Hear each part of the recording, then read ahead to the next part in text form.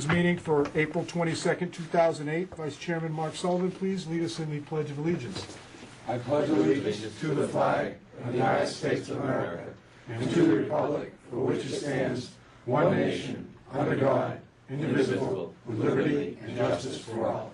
Thank you, Mark.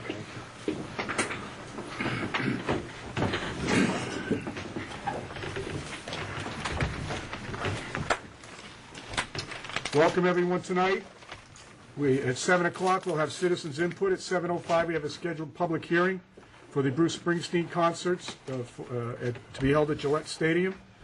At 7:20 we have a meeting among the board to review the minutes on the February 18th dog park meeting. At 7:45 we have Representative Jay Barrows, Leo Potter, Jonathan Brooks here to discuss the sewer plan. And we have a scheduled appointment at 8:30 with the town manager to go into executive session to review the executive session meeting minutes of February 12th and to discuss collective bargaining issues. Prior to that time, we will attend to our other business so that when we adjourn from executive session, we will reconvene for the sole purpose of adjourning the meeting. It being 7 o'clock, is there anyone who would like to be heard on citizens' input? David? You know, the fire station moved probably 6 months ago, and I can't help but notice on the common that there's still a couple of spaces reserved for those who have business at the fire station. Seems like those signs could come down and people would feel free to use them. I think that somebody's finally got his eyes open. Andy, would you talk to Bob about removing those signs? We use all the help we can get, Dave. I think I don't think there's much debate on that one. Right? Thank you. Unless those parking spots go with the new buyers of the fire I don't think we're going to do that. Sir, would you like to be heard? Yes, my name is George Ellison. I live at 134 South High Street. Welcome. I have a petition here against the water sewerage plant going through the sewage. I Okay. have a copy for each one of the selectmen to look at, and then I will be at the meeting. Thank you. Yeah. Let me just tell you what this is. Foxborough Water and Sewer Commission has proposed extending sewers into the South High Street neighborhood from Roberts Road to Old Green Street, and Green Street 106 to the I-95 overpass. This is a residents against the proposal. And we'll enter this into the record. Mr. Ellison, did you want to, Yeah. you have something more you want to say? Sure. On the back of it, the last page, Pauline, did you get one? I'll give her my copy. you'll see that I went to 23 houses. I have 16 against the sewage. I had 2 that want the sewage. The 2 that want the sewage, one is on Old Green and one is on Green Street, which is 106. I couldn't get an answer at 2 houses. They wouldn't answer the door. I tried more than one time. 2 of the houses on 106 are rental houses, and I couldn't reach the owner of the rental houses. And one was undecided as of this time. Thank you. You're welcome. The canvassing area, did you canvass every house? Yes, I did. So this is every house from From, start, 125 South High to all the way down South High. 144 South High, and then from 160, 150 Green Street to 202 Green Street. Well, actually, the people, some of them on Green Street didn't answer, so it actually was from the 95 overpass towards the Mansfield line. So it's a total of 23 houses I went to. Oh, I see you. You're giving us the tally on the ones that weren't home as well. Yeah. Okay. Thank you.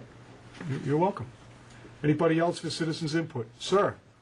Christian Arcaro, 20 Centennial Street. I actually have a question. Sure. The last selectmen's meeting I was at, there was discussion that the selectmen would talk about the Red-Way bylaw and whether or not to let that come before voters at the May 5th town meeting. I wonder if that has officially been scheduled, if that's on a future agenda of yours. I'm drawing a blank. The right-of-way bylaw. For the cable. for Is that what our, you're talking about, the cable? There's nothing on the town meeting warrant that has anything to do with the right-of-way bylaw. Okay, the last meeting I was at in late March, Mr. Hickey had gone to the attorney for the town to determine if we could discuss this or not. We, Actually, no, that'd be incorrect. It'd be the Attorney Epstein, who's our attorney representing our interests specific to the cable recontracting. And his advice was that we should go ahead and schedule a meeting at an opportune time. And I think, Andy, that was going to happen, Jim, in May? yeah, we haven't finalized a date, but we will be discussing it in subcommittee first and then publicly. Okay, so it won't be at the town meeting, it'll be discussed by the board before, or after that? Yes. Okay, great, thank you. anybody else? I didn't mean to interrupt, Jim, sorry about He that. actually addressed a question to you, Bob, I should have let you field it. Okay, it being 7:05, we have a scheduled public hearing. Bob, would you read the notice, please? Board of Selectmen acting as a local licensing authority pursuant to Mass General Law, Chapter 140, Section 181, Section 183A, and Chapter 136, Section 4, Town of Foxborough Revised General Bylaws, Article 5, Section 6, and also Stadium Rules and Regulations will conduct a public hearing on Tuesday, April 22nd, 2008, beginning at 7:05 p.m. for the Bruce Springsteen concert at the Town Hall Meeting Room, 40 South Street. Application for this event is on file at the Office of Selectmen. All interested parties are welcome to attend. Published twice in the Foxborough Reporter. Mr. Murphy's here, I know that. Dan, welcome.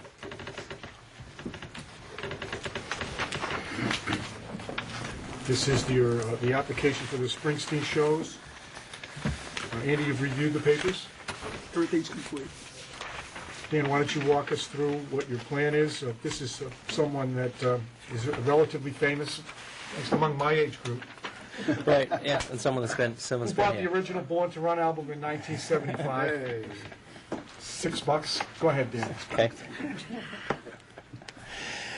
This is our application for Bruce Springsteen for August 2nd, 2008. Bruce Springsteen played with us back in 2003, played on August 1 and August 2 back then. There's no August 3rd performance, it's just one performance only, no opening act scheduled, full stadium event. Parking lots are scheduled to open at 3:30, stadium gates at 6 p.m. Show at 7:30 and ending before 11:15 p.m. All reserved seats, estimated attendance about 45,000 people. All reserved seats except for, as he did back in 2003, there's about 800 general admission spaces directly in front of the stage.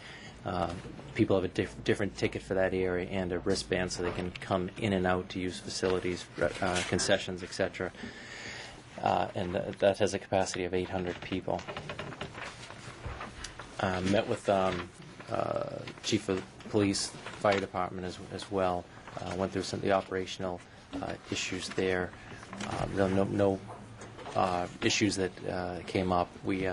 We'll submit traffic management plans, public safety plans through the process of our all-agency meetings and checklist meetings closer to the event. No fireworks, no pyro. I think that's really about it. What day of the week is it? It's a Saturday night. It's a Saturday, and we have, traditionally, I wouldn't think this is going to draw a boisterous crowd, but we had that problem last year at the Chesney show. Are we addressing the potential for unticketed patrons to arrive? And it is difficult to open the gates at 3:30 on a Saturday for a Springsteen show, isn't it? Is that realistic? That's standard 4 hours before the event for most concerts. You know, Jimmy Buffett was a little different. Chesney was earlier as well. We had a meeting with advisory, and Chief O'Leary will put into place some of the measures that we used for the Jimmy Buffett show to a degree for this audience. Like with Chesney, we'll provide Chief O'Leary locations for this show prior. Unfortunately, I think it's just 3 stadium locations in New Jersey before he comes up, and this is the final stop on his tour. That's right. We had talked about that before, Andy. Right. So I just had a question for Dan. Just one date, Dan? Just one day. Instead of two? That's correct.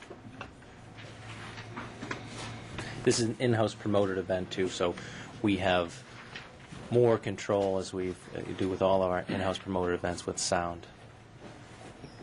And this is to 11:15, that's standard end time?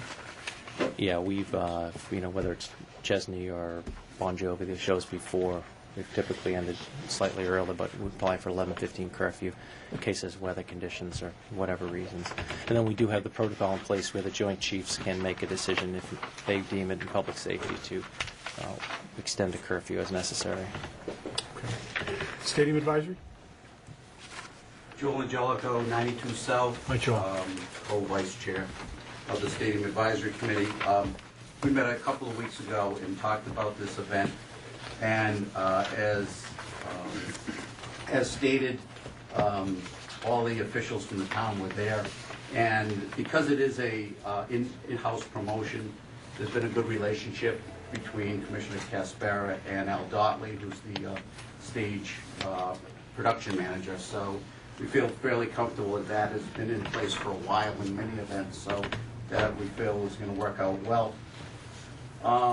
Chief O'Leary stated that he was not going to allow people to get in the parking lots early on this event. He was going to try to stick to an opening that is commensurate with the license, and he's going to see how that works and also be able to adjust if he needs to. He wants to not promote the early crowd gathering. Just not to interrupt you, but I guess I'm going to do that anyway. The stadium has been very cooperative in the past when we've had these openings to make sure that the public understands that the parking lots aren't opening until 3:30, right? I know that you went out of your way to do that last year. Right, we have interviews with the radio stations. We posted on our signs on 95, 495, as well as on the Mass Highway signs, as well as on Route 1. Chief O'Leary's ultimately in charge of the lots. He works closely with Lieutenant Stewart, and there's contingency plans along the way, whether, to get the cars off of Route 1, but not allow them yet into the lots to set up and tailgate. So there are layers of plans. In the past, they have done things like open certain lots at a time to get a rush off the highway, but then keep the bulk of the lots closed until the proper opening time. Okay. Joe? Also, Chief O'Leary stated that depending on the behavior of the crowd, he might enforce a one beer per person up to the beer stands. I think now it's 2 allowed. So he's going to take that. And he will also shadow the Springsteen concert in New Jersey to see what's happening down there as far as crowd and age of crowd, although we feel too, Jim, that it's going to probably be more of our age category that's going to be there, and probably a rowdy 35 to 55-year-olds. So I feel older than I look, Joel. The other thing is that because most of the parking's across the street now, the command center will still be across the street and available. And at that point, there's a possibility that there will be retail open on the stadium side near Lot 23, which is where the new area is. And that's also going to be, the parking there is going to be converted to retail. So the stadium is going to work that out as far as who parks where, similar to how they park when the Pro Shop is open on game days for the Patriots event. So they're going to watch that. Let's see. The other thing that we talked as a group, there was an issue with a channel frequency that the fire department needed, and in the interim, that Chief O'Leary was letting the fire department use a frequency a backup frequency that he had, but I think that was being worked in, and I don't know if you have any more result on that. Only an update. I met with the NFL frequency coordinator. I met with a gentleman that installed the radios at the public safety building and in the vehicles. They were at a conference last week, which was good and bad. They weren't local, but they were all together, and we had a few conference calls.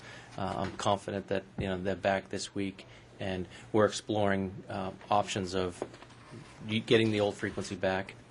To buying a new frequency, town license a new frequency. That would cause, we'd get new repeaters and antennas. So I have 2 bids coming in this week. So it's just a work in progress, and we'll make sure that the proper frequencies are functioning for the major events. Okay, thanks, Dan. And then the only other thing that the committee members felt that should be reinforced is because of the way the timing happens with concerts and how you have to hit when the fire's hot, and some people get the feeling that it's a rubber stamp by the town, that it's an approval even before the special permit is issued. And what we wanted to point out in our notes here is that, first of all, when an event is planned by the stadium, everybody in this room, for the most part, gets some kind of communique and has the opportunity at that point to state if they have an objection to what's going on. So a early read, I guess, is what we like to say. And also, it's even though there might not be any kind of information that happens on the early read, it's really the responsibility of the stadium and the promoter, if in fact it doesn't go to special permit, to refund all the tickets and everything else. We're getting some feedback that, it's only a special, slam dunk when events get permitted. So we just wanted to reinforce that if anybody thought it was just a slam dunk, there are plans in place that people are alerted. Well, thanks for saying that. As a matter of general course, it's helpful for the town to have the stadium used for large events. Since I've been here, their problems have arisen, and through the workings of the public safety people, your committee, the stadium, they've addressed them.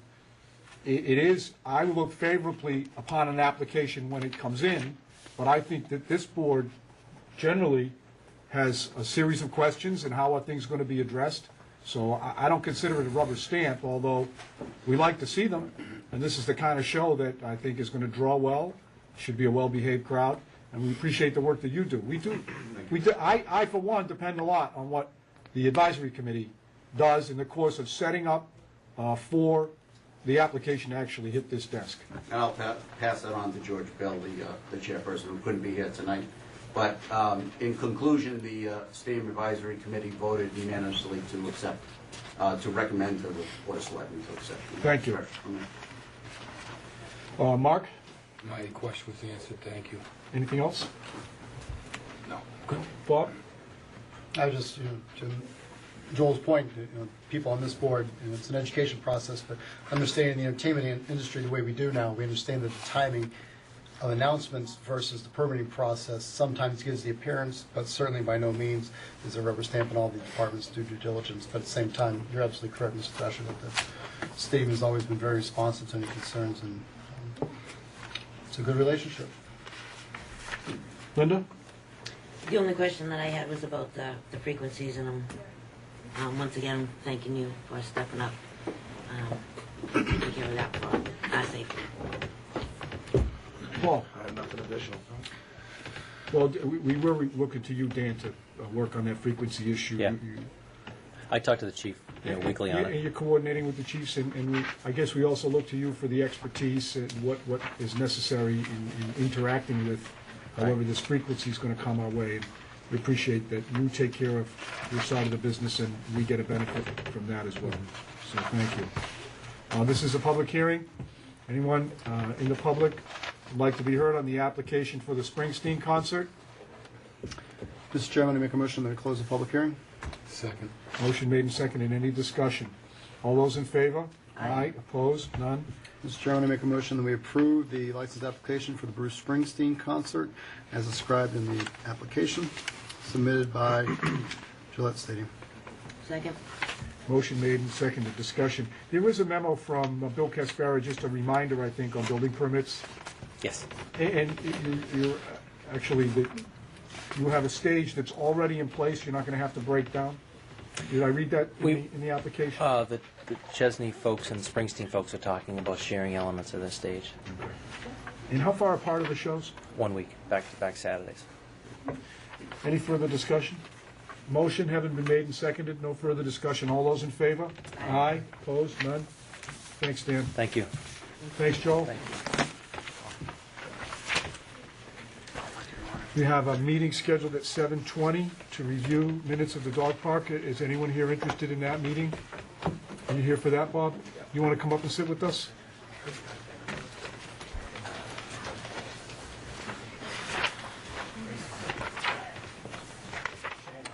Why don't I turn this over to Paul and Linda, to run this portion of the meeting? Want to start out? You want me to go? You can go. All right, Mr. Chairman, thank you. This board, back on, Bob, help me with the date. Oh, that would be April, Only What was it? April 15th? Prior to that, April we had a 8th. special meeting, April 8th, I think it was. April 2nd. We had our special meeting. Yes, April 2nd. 6 April p.m. 2nd. With the selectmen. This board had a special meeting in light of the ruling from the Assistant District Attorney. Yes, okay. And the result of that special meeting, because a lot of people had a lot of things to say and wanted to add to the ultimate set of minutes that we were going to hand to the Assistant District Attorney. The result of that meeting was to establish a subcommittee, of which myself and Selectman Walsh were named co-chairs. We went right to work that following week. We sent an email correspondence to all of the attendees that were at the meeting in question on February 18th. We asked for any input, any electronic communications, emails, recollections of discussions, and any personal notes or minutes from that meeting. Actually from February 15th, which is what the ADA specified, through that meeting on the 18th. So we put that out. We held an open meeting on April 15th. Certain people attended from Conservation Commission, certain people from, actually I think each member of this board was there, at least in part during the meeting. And we put it out to anybody that was at that meeting on February 18th to give us their recollections, any emails, any documents at all. What did you have for attendance at that meeting, Paul? There was how many people at the violating meeting? 18, I believe. And how many appeared for the meeting to put the minutes together? 8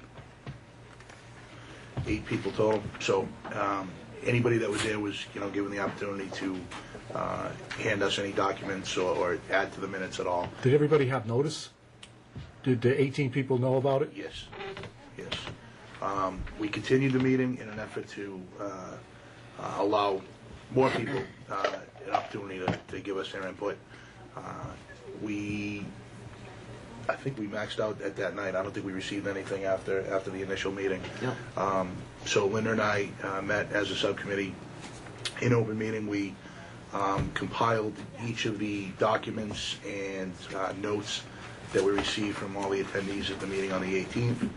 We compiled them into this package here with a draft of a cover letter. I drafted a cover letter yesterday along with Linda that I think should accompany each of the documents that were sent to the Assistant District Attorney. So that's what we have here in this package that I handed out earlier. I don't know, Mr. Chairman, if we want to wait and give people time to review the cover letter and see if it's something that this board wants to send along with all the documents. Basically, the approach that we took was to understand that, normally in a meeting such as this where we have Pauline as the appointed note taker, she takes the minutes, we can all agree,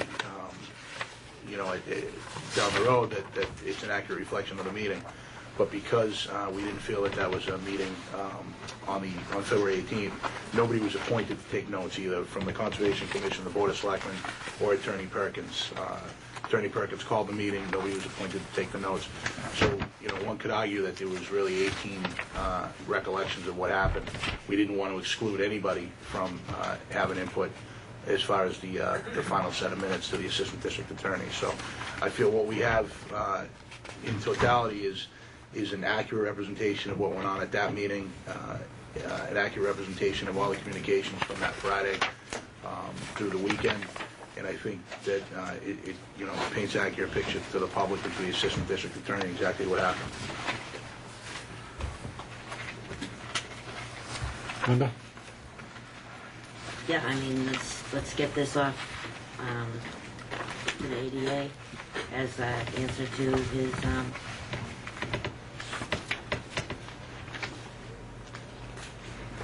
as an answer. Okay. I know that you four were here. I came in, I didn't spend a lot of time at your subcommittee meeting. Bob, did you have a chance to go back to your committee members and review things. I and talked to Judith Johnson, who was at the meeting. Judith, She, right? I think she's on vacation now, but her input was what we had all agreed upon. Right, so. and that's in there. It's- I mean, it's it's in all, here. anybody that gave us anything is included. Yeah. My only question is, did you get a chance to run this by Sam before? No, but I can run it by him right now. Okay. And I think what you I think you did an excellent job, by the way. It's a very accurate. This is the package. Yes. We got another package from council dated today, Which council? Mr. Perkins. Okay. But this doesn't have anything to do with the open meeting violation, does it, council? No. This package with the first page, table of contents, Foxborough Board of Selectmen, open meeting violation compliance. That's the document that the subcommittee is submitting to this board as our final report and suggested submission to the Assistant District Attorney. I think what you'll find, Mr. Chairman, is that we took kind of a shotgun approach, Linda and I, that we agreed we wanted to include as much as possible and not make decisions on what should be excluded. So we just kind of, we put it out there, we cast a wide net, and that's what you'll find in the ultimate document. My only concern was that everybody who attended that meeting had an opportunity to review the notes and the record as it was compiled and to make whatever submissions they want. Whether they came to the subcommittee meeting or not, they had notice and they were aware of it. The public had notice, everybody had notice, and a specific email was sent out to the attendees of that gathering. And you guys actually put together a letter, right? Yes. That we're looking to sign. Yep.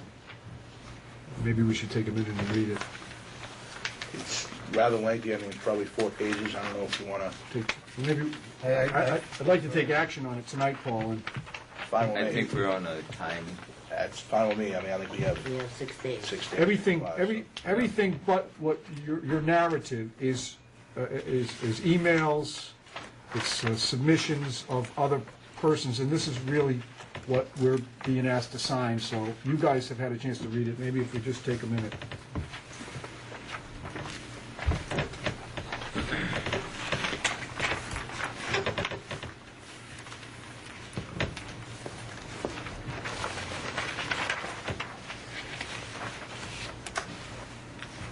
We're going to add a document number to the second line in the second paragraph on page 2.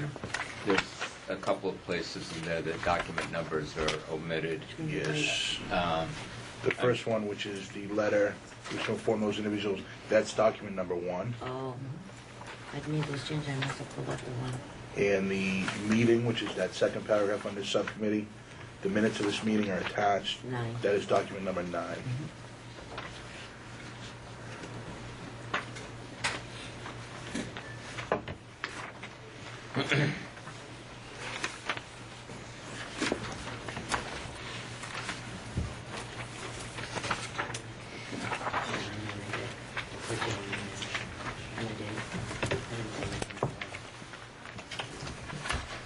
Lynn and Paul, I find this to be a very thorough and detailed response that I would hope would satisfy ADA Tomisco.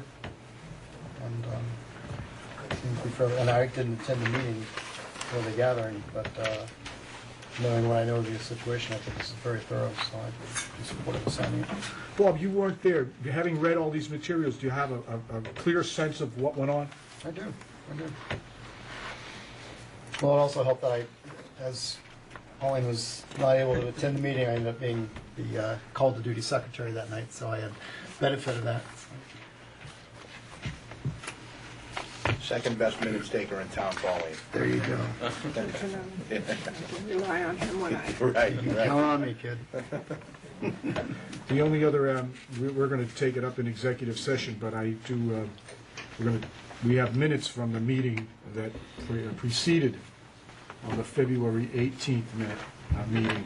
There was an executive session meetings are on our agenda for the executive session later on.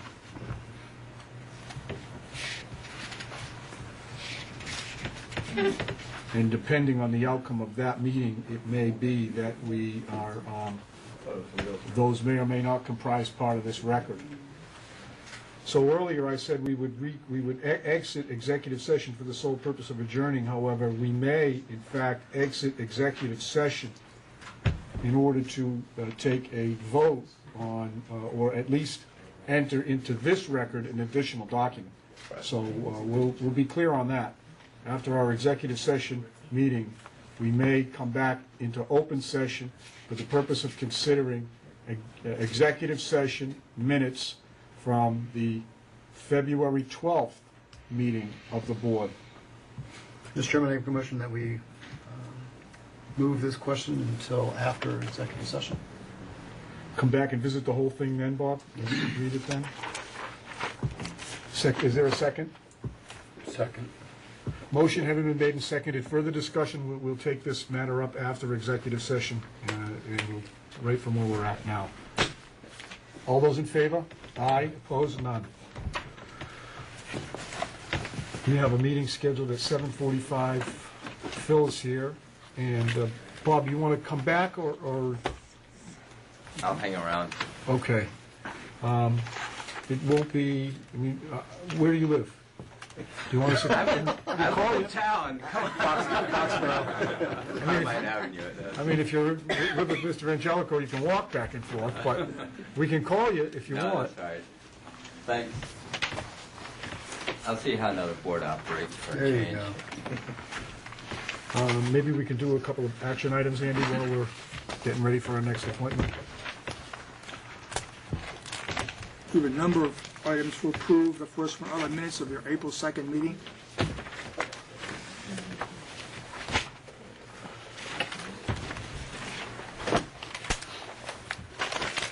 A couple of things, Pauline, I had.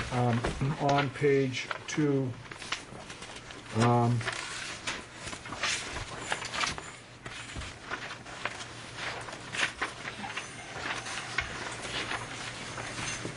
the fourth full paragraph, line 2, attributed to me, he said it was the board's decision to invite only a few people. That, I didn't say that. If I said, what I would have said was, it was Attorney Perkins' decision to invite only a few people because he was deciding who would be invited. Okay, we'll put Attorney Perkins in there. It was, I said it was Attorney Perkins' decision to invite only a few people. I have another question here, let me figure it out.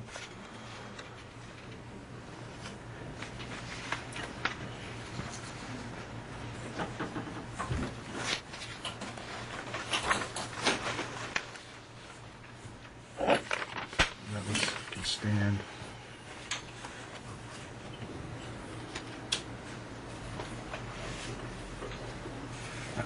I don't the last page, Pauline, the last paragraph. I'll have to defer to you. Maybe I did suggest to Attorney Valenzola that he go to the DA's office. That, I mean, I've been wrong before.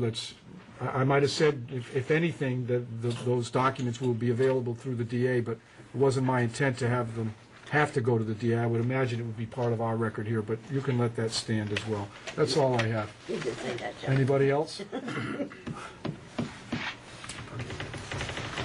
If you can find the DA's office now, it's Yeah, you did say that. Canton. I've been corrected a few times since I've been here. Make a motion that we approve the April 2nd, 2008 Selectmen's Meeting minutes as amended. Second. Any further discussion? All those in favor? Aye. Opposed? None? Item 2, we have a legal invoice from Attorney Epstein for his assistance during the cable licensing process. Bills for the month of March, it totals $1,920. We had originally, I think, moved $10,000 from one account to cover the initial legal fees of this matter, didn't we? We've exhausted that amount. And We're paying this out of our legal budget. is this coming out of the regular town's legal budget? Yes, it is. It was a gift from Foxborough Cable Access to the town to support. That's where we got started, and now we're paying out of our legal budget. Yes. So maybe that, our legal budget's something that we want to take a look at, but I don't think it matters to this bill. I'd like to make a motion that we approve the invoice of Attorney Epstein dated April 8, 2008, in the amount of $1,920. Second. Discussion, all those in favor? Aye, opposed, none? Item 3 is a legal invoice from Attorney Pelican Labor Council for the month of March, in the amount of $1,837.50. These are ongoing labor negotiation meetings. I would like to make a motion that we approve the invoice Collins, Lochran, and Pelican dated April 4th, 2008, in the amount of $1,837.50. Second. Motion made and seconded. All those in favor? Aye. Opposed? None? Item 4 is our letter from Paul Buscemi on behalf of the Knights of Columbus seeking a one-day wine and malt license for their Texas Hold'em event to be held on April 25th, 7 to midnight. This actually came in a couple of weeks ago and they withdrew it. Was it this one? It's a different one. They've been having them periodically. This is a different, we licensed one and now they're asking for another? We've licensed 2 that I know of. Did you ever go and play? I did. Did you win? No. Did you come close to winning? Not at that one. At the one they had for the cancer at the American Legion last 2 Fridays ago, they had one at the American Legion for the kick off the walk for cancer, and unfortunately I only finished 3rd and couldn't kick back the full income that they were putting out. So it was a good time. This is a charitable function. They've run them before. I see that there's a list. February '07, August '07, and October of '07. I'd like to make a motion that we approve a one-day wine and malt beverage license application of the Knights of Columbus, Council 6063, as set out in the application, received on April 10, 2008. Second. Any further discussion? All those in favor? Aye. Opposed? None? Item 5, you have in your packet 3 renewal lease agreements for conservation properties that have been signed by the Conservation Commission. It's for the property at 87 North Street, 89 North Street, and 120 Spring Street. Each of these leases is for a 1-year term. I reviewed them and I recommend approval. This is part of what we do rely on you to do, Andy, which is monitor these leases. We do get some income from them. Right. In addition, these people are required to maintain the properties and make repairs. And these are the original tenants was an RFP? Was some kind of publication on? Well, we gave notice in the paper. Right. And these are renewals? These are renewals. The actual lease documents were drafted a number of years ago by town council to use. Everybody have a chance to read through them? Any questions? I'd like to make a motion that we approve the lease dated May 1, 2008, from the town of Foxborough to Janet M. Bremer. Second. Any further discussion? All those in favor? Aye. Opposed? None? I'd like to make a motion that we approve the lease dated May 1, 2008, from the town of Foxborough to Frederick and Diana Weckbacker. Second. Motion having been made and seconded. All those in favor? Aye. Opposed? None? And I'd like to make a motion that we approve the lease dated May 1, 2008, from the town of Foxborough to John and Beth Zielinski. Second. Motion made and seconded. All those in favor? Aye. Opposed? None. Jay's here. Oh, that clock is ahead. We have time. Let's finish. One more. We'll keep going. Okay. Item 6, we have a copy of the contract in the folder for board approved. It's to Phillips Services Corporation. They're the bidder that's going to handle the collection of the household hazardous waste on May 3rd. It's an annual collection day once a year, and the contract will not exceed $14,000, which has been budgeted. This is the hazardous waste pickup day. I miss it every year. What year is it this year? May 3rd. May 3rd. I have to write that down and put it in my filing pocket.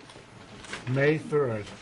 I'm going to get all my hazardous waste. But it's not just hazardous waste. There's other, you can bring oil. Oil.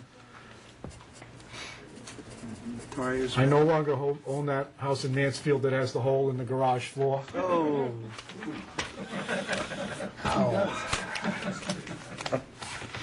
I never changed my own. I changed my own oil one time, and I forgot to put the plug in, and it was 5 quarts in the driveway.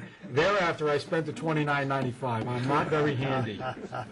I'd like to make a motion that we approve the general contract form for the hazardous waste pickup as set out in the document, which calls for the pickup on May 3, 2008. Second. Does that do it? Yes. All right. And that's at the town garage. Correct? You bring your materials to the town garage? All those in favor? Aye. Opposed? None. That's a true story. I really did put 5 quarts of oil on my driveway. Next, Andy. Okay. Item 7, we have a letter from Mark Emery, Chairman of the Founders Day Committee, asking the board approval to hold a boot drive around the Common on May 24th from 8 to 1 to collect my duty freight costs of the Founders Day. Is that coordinated with the people coming from out of town for the big soccer festival? Hit them when they're in. If they're smart, it is. Yep. I think so. I'd like to make a motion that we approve the Foxborough Founders Day Committee request to have a boot drive May 24th from 8 o'clock in the morning until 1 in the afternoon. Second. Any further discussion? All those in favor? Aye. Opposed? None? Item 8, a letter from Cynthia McGinty, asking the board's approval to use the Common for the planned Family Fun Day, September 20th from 10 to 3, at the McGinty Scholarship Foundation. Mr. Chairman, I've already communicated with the police chief, and he's going to be working with Cindy to include this in his community policing grant. The date selected is September 20th. This is a community event to raise funds for the McGinty Scholarship Foundation, and I'd like to make a motion that we approve the use of the Foxborough Common for the McGinty Scholarship Foundation for September 20th, as set out in the letter to this board dated April 2nd, 2008, from Mrs. McGinty. Second, but there's no rain date. No rain date. You think that we need one, or are you just pointing that out? They just typically have a rain date for, not this major function, but any function on the Common. Maybe why don't you give Mrs. McGinty a call and see if she wants a rain date? There's plenty of time for her to come back in and ask for one. Sometimes they're rain or shine. I think the plan is they go over to Bethany Church if it's a rain Yeah, date. if I'm correct, Mark, she always, her committee usually coordinates with an indoor facility, so either the Bethany or the Orpheum. Right. One year it was the old Bradley's Plaza. So I think her intention is to have it that day, rain or shine. Okay. In terms of discussion, the McGinty Scholarship Foundation has already awarded $30,000 in Mike's name, and this June they again intend to award 2 $5,000 scholarships. All those in favor? Aye. Opposed? None. Item 9, letter from Margie Rossetti, Board and Library, asking the board's approval to use the Common on July 24th for their annual Teddy Bear Picnic from 9 to noon, with the rain date of July 31st. Mark, is this the one you wanted to say no to? No. Wow. I'm just kidding you, Mark. He knows that. Nobody works harder for these functions than Mark Sullivan. I'd like to make a motion that we approve the Boyden Library's request to use the Common on July 24th from 9 o'clock to noon time, the annual Teddy Bear Picnic Program. Second. Discussion? All those in favor? Aye. Opposed? None? Item 10, the fire chief requests the board accept as a donation to the fire department 30 fire extinguishers from the Nextel Sprint Company in Mansfield. Very generous. Chief is going to place them on the fire department vehicles and other places in the building. That was my question. Yeah, me too.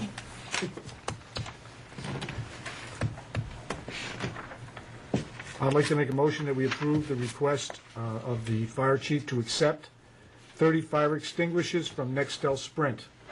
Second. Discussion. The issue of gifting to the fire department came up the last time a gift came in, and we would, I think we determined that we would look at them.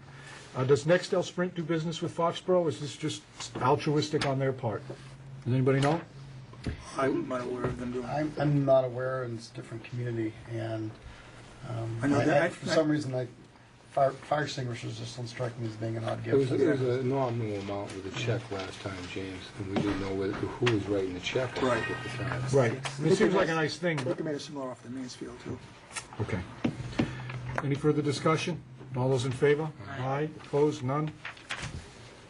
Why don't we finish them up? Yeah. Okay, item 11, we have 2 applications for Hackney licenses, one for Jerome Katz and the other for Alan Whitner. They both will be driving for East Coast Limo. Both applications are complete and they've been reviewed by Deputy Chief Chandler. Mr. Chairman, I make a motion that we approve the Hackney's license applications for Jerome Katz of East Main Street, Norton, and for Alan Whitner of Sherrill Drive and Sharon. Second. I get that question. Is Mr. Cass a new or a renewal? New. Can we check that off on the, it's not checked off on mine, Andy. Okay. On the original that gets filed, it's a new application. Any further discussion on these applications? All those in favor? Aye. Opposed? None. See, we can work unanimity here. Item 12 is an invitation to the board from the Norfolk County Commissioners. It's the annual legislative breakfast to be held on May 9th at Norfolk County Aggie in Walpole from 8:30 to 10. If anyone's interested, we can send the form in. This is an excellent event. I've gone twice, at least twice. It's very informative. It's an opportunity to see our legislators in an informal setting. I think we support the agricultural high school as well, so anybody that can go, it's a great thing if you can get there. And the last item is a notice from Mr. Thomas Oleksick from Conservation Commission that he requests to resign effective May 1st after 14 years of service to the town. It's an expiration of the term. He's not seeking to be renewed. We thank Mr. Olesick for his service. We're lucky in this town that people want to serve and serve and serve. 14 years he spent on the commission, and I'm sure that the commission will miss him. Make a motion that we accept the reluctance, the resignation from Thomas Oleksick. Second. Okay, I'm not sure he's resigning. His term is expiring. He's notifying us that he's not seeking reappointment, as is his 14 years serving the town board, served this community. Well, as we know, this board and all boards traditionally never let a good volunteer go unless they kick and scream a little, so... Thank you. Start kicking. That is anything else on the action list, Andy? No. We're going to move on to the sewer meeting at 7:45. And Jay's here, Phil Early, Leo. Yeah, I'm going to be right behind you, Bob. If you just get set up, we'll be with you in 1 minute.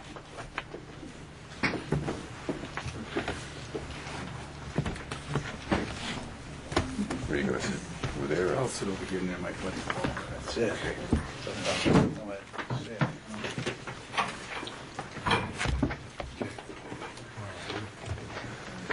Linda, how are you? Fine.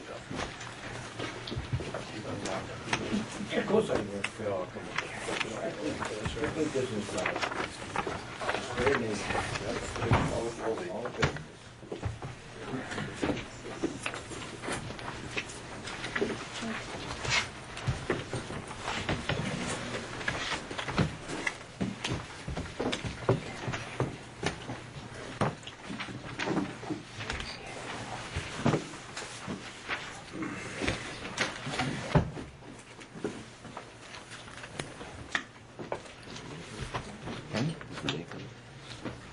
I'm not sure. Okay. I guess we're in session.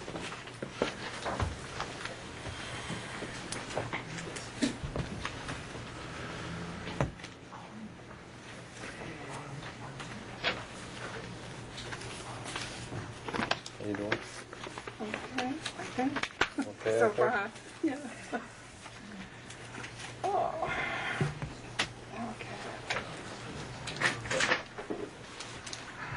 But if they put it in the paper, then must be gonna actually be working on it. She told my voice had given up to that point. It seemed a great time to cue you in.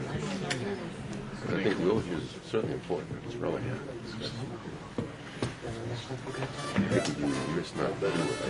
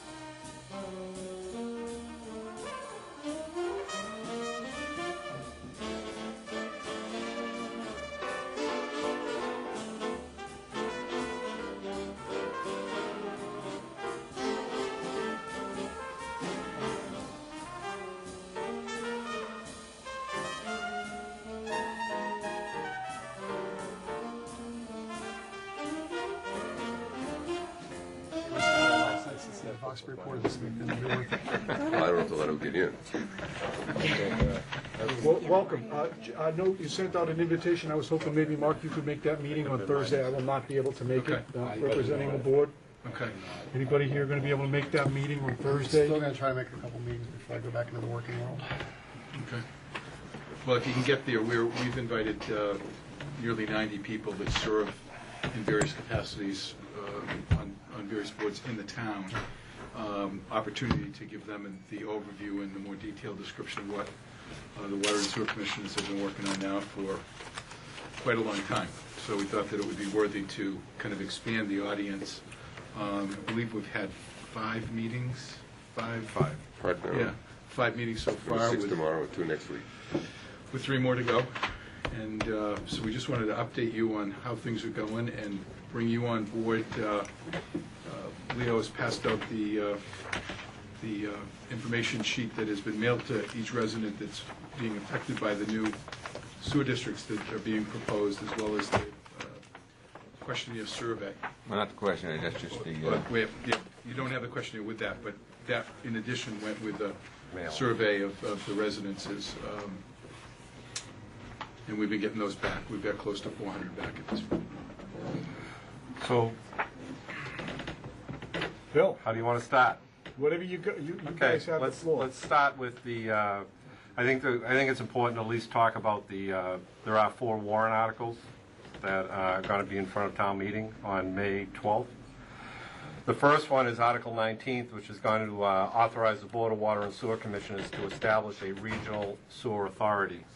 What that means is that it gives the board the opportunity to negotiate and to enter into agreements with Norton and Mansfield to establish a regional authority or a regional plant currently in Norton but run by Mansfield.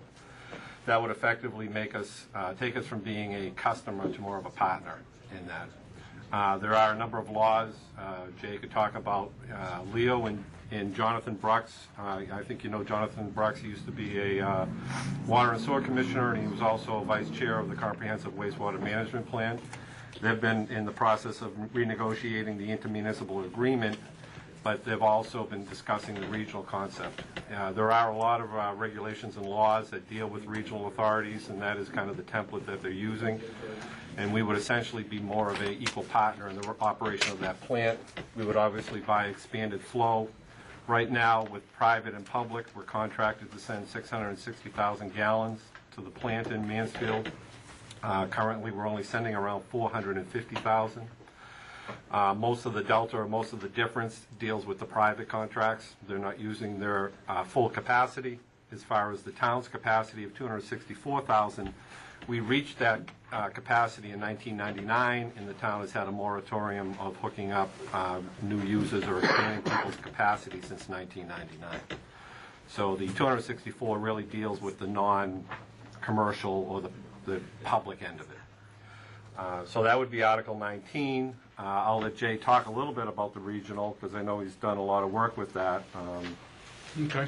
What we are doing is we are mirroring that Article 19 in the 2 other communities that we'll be partnering with, both in Norton and in Mansfield. So the language is the same. And again, it will allow each community then to begin to work together in a unified fashion so that we can file special legislation to create the entity. Those town meeting articles as well, Jay? Yes. And when are those meetings scheduled for? Norton is the 12th, and Mansfield, I believe, is the 19th. And it's, everyone has to agree or nothing? I would say that it would be important that we all agree. No, I'm The just nothing wondering if a part- no vote from Foxborough or Norton on the 12th, does that kill Mansfield's vote on the 19th? And No, because I think there's still, 2 out of the 3 could still work together. I don't think we secured on May 13th, or March 13th, the Innovation Transfer Act waiver for Foxborough because of the water from the Neponset into the Taunton River Basin, and, we did all that, which freed up the 3 of us to work together on the state, regulation end. We could still do something with 2 out of the 3 communities, but the numbers would significantly change. So we'd have to go back to the drawing board. I mean, designing the plant based on certain capacities from Foxborough, Norton, and Mansfield to give us the bulk, if you will, ability to purchase. I think the important thing to note is that there have been ongoing negotiations with the selectmen, who are the Board of Water and Sewer Commissioners in Mansfield, and with the Board of Water and Sewer Commissioners in Norton. And similar to what we did, I believe the last time we met with you, we talked about the concept of the regional pros. So in the concept, there's been 100% support from all three communities. And we feel confident that it's the way to go. It's something where there's the economics of scale as far as the cost.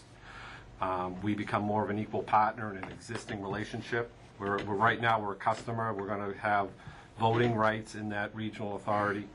And it's important to note that that regional authority will only handle the plant in Mansfield. They'll manage that plant.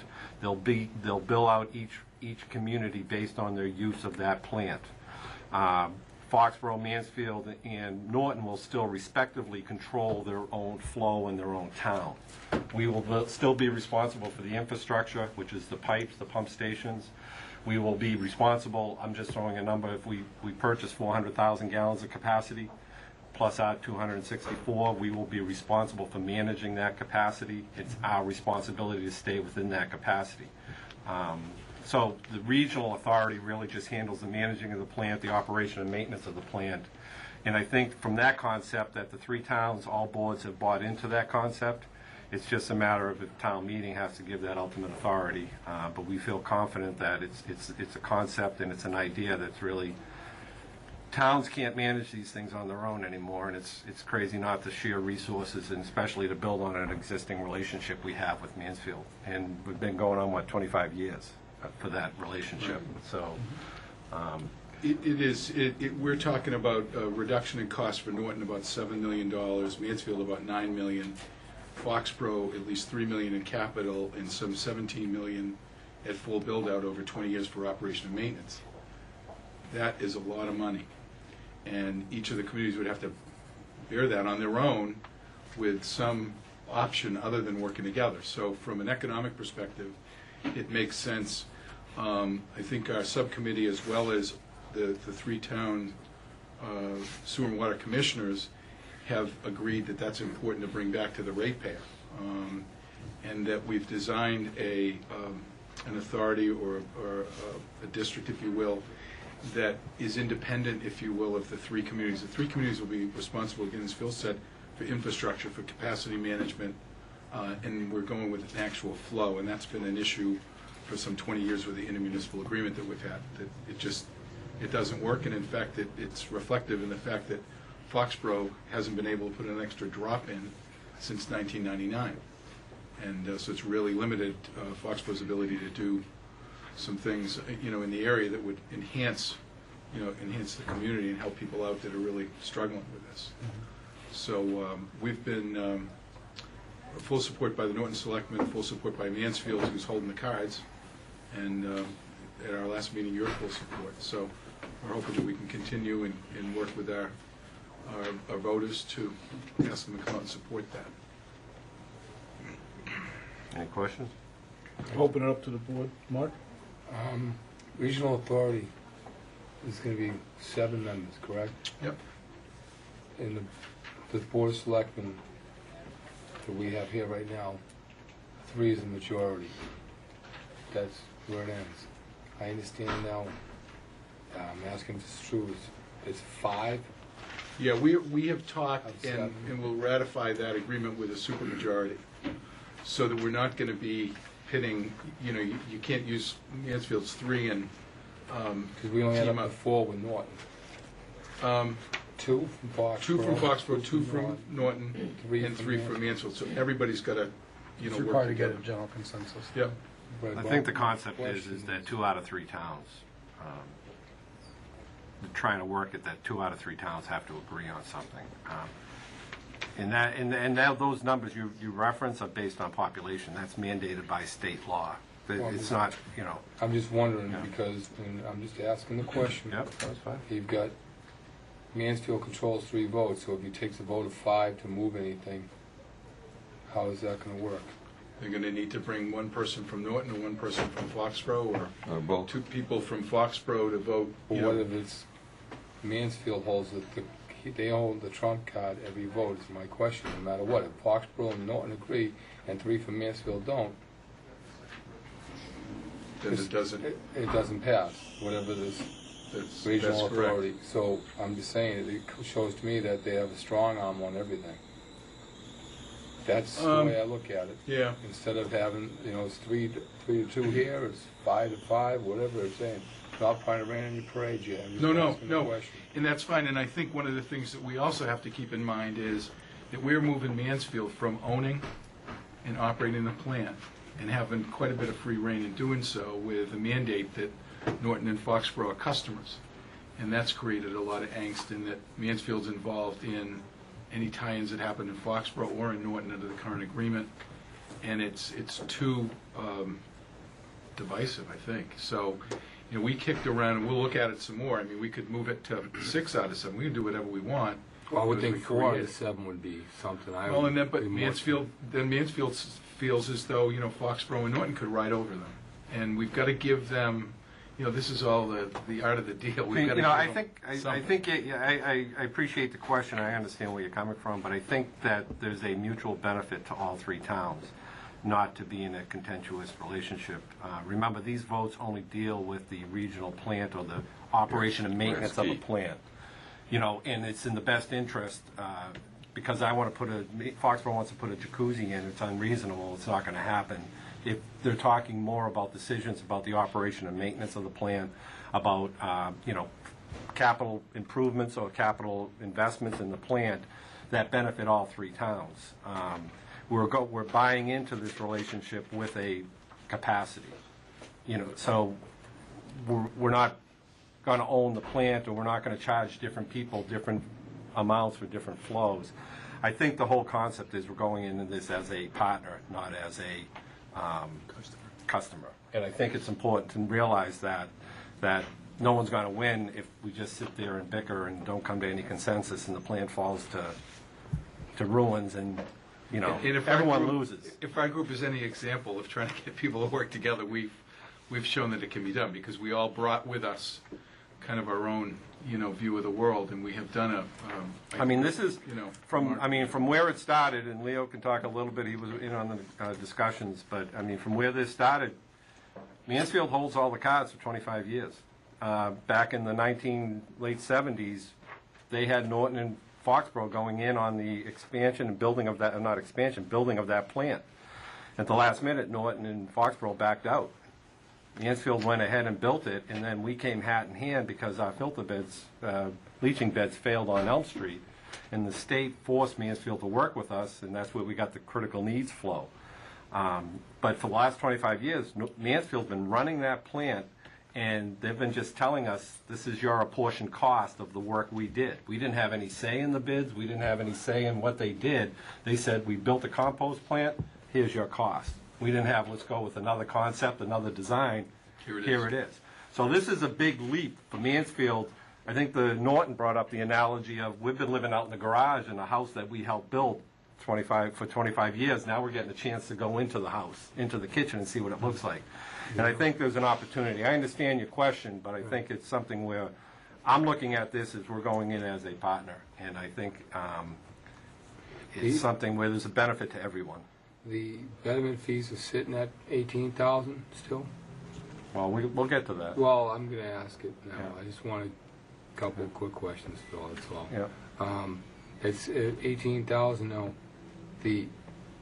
Are any of those going to be able to be held back for...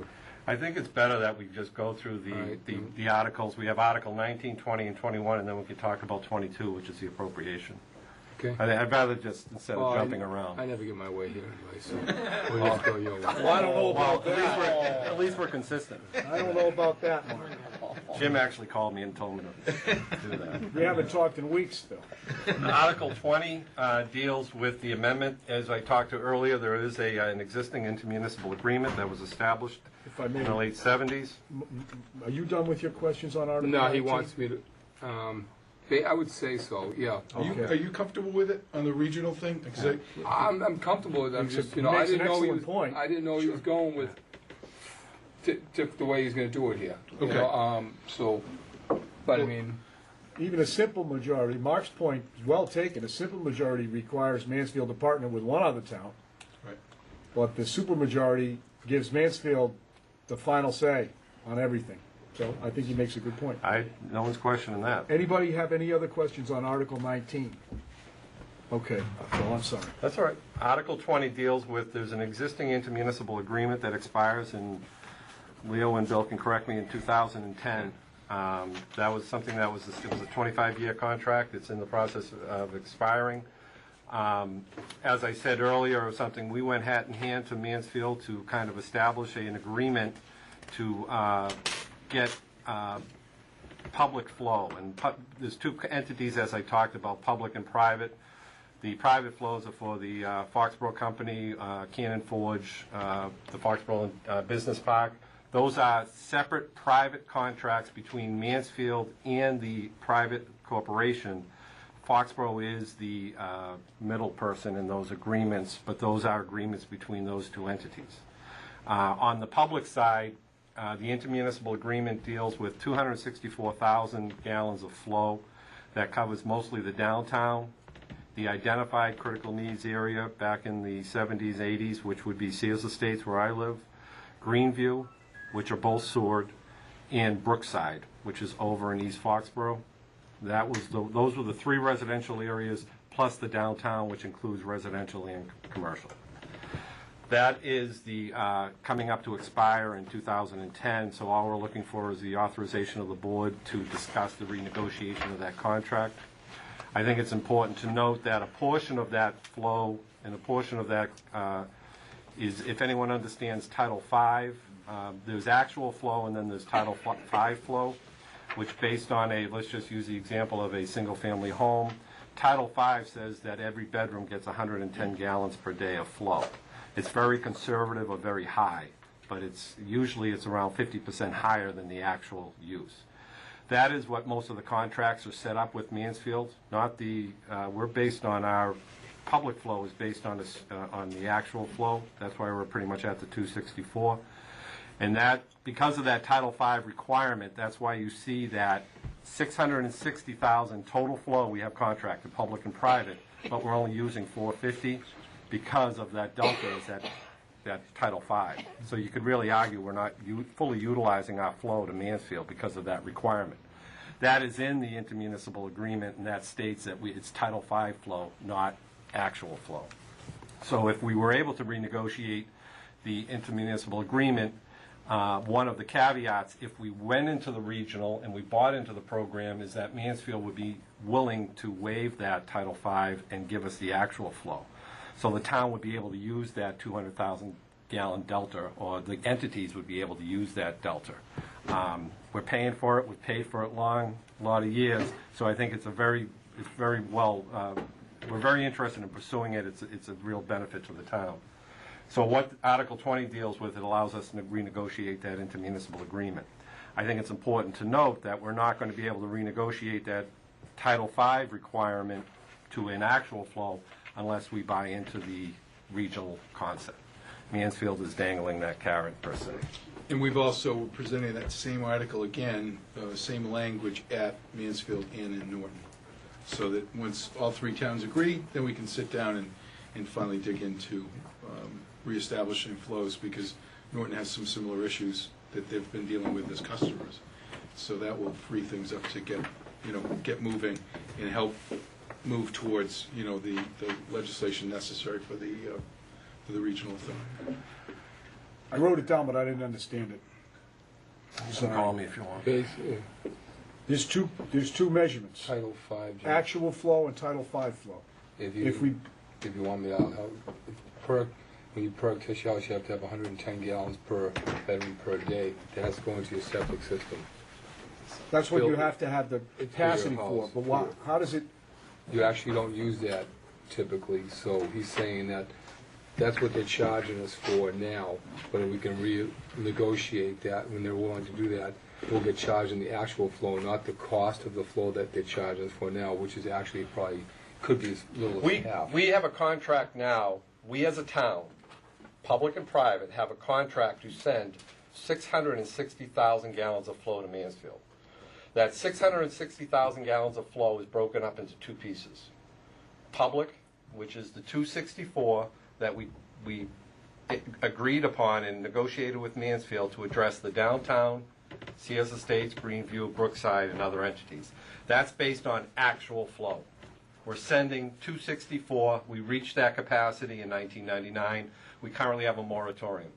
If a business comes to us and said, I don't want to be an auto parts place anymore, I want to be a restaurant, No flow. no flow. That's on that, 264. okay, 264. On the other portion of it, Of the 600. of the 600, that is the private flow. 336. Okay, that is the private flow. Okay, that is based on Title V, not actual flow. Of that 336, how much is actually flowing? I'd say less than half. 186. 180. So, 460 minus 260.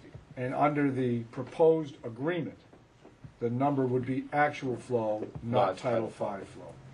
If we bought into the regional, And then Title V flow, you're saying that if I have to have a capacity for 110, I'm probably only going to use 50, but I got to have the 110. correct. And we're paying for the 660. Per bedroom. We're paying for that capacity currently. 110 per bedroom, is that the standard? Yes. Restaurants have number of seats. Business developments have number of square foot. Yeah, usually a retailer. These are all regulations by the state that it's all on a table, it's all on a chart, and it's all based on what kind of use you're going to have, and then they give an estimate. And they're very conservative. They'd rather be high than low. I understand that. And we have, ultimately, we have a capacity at the plant that it is only allowed to handle 3.164 million gallons a day. So we've got these things that we're bumping up to get to that 3.1.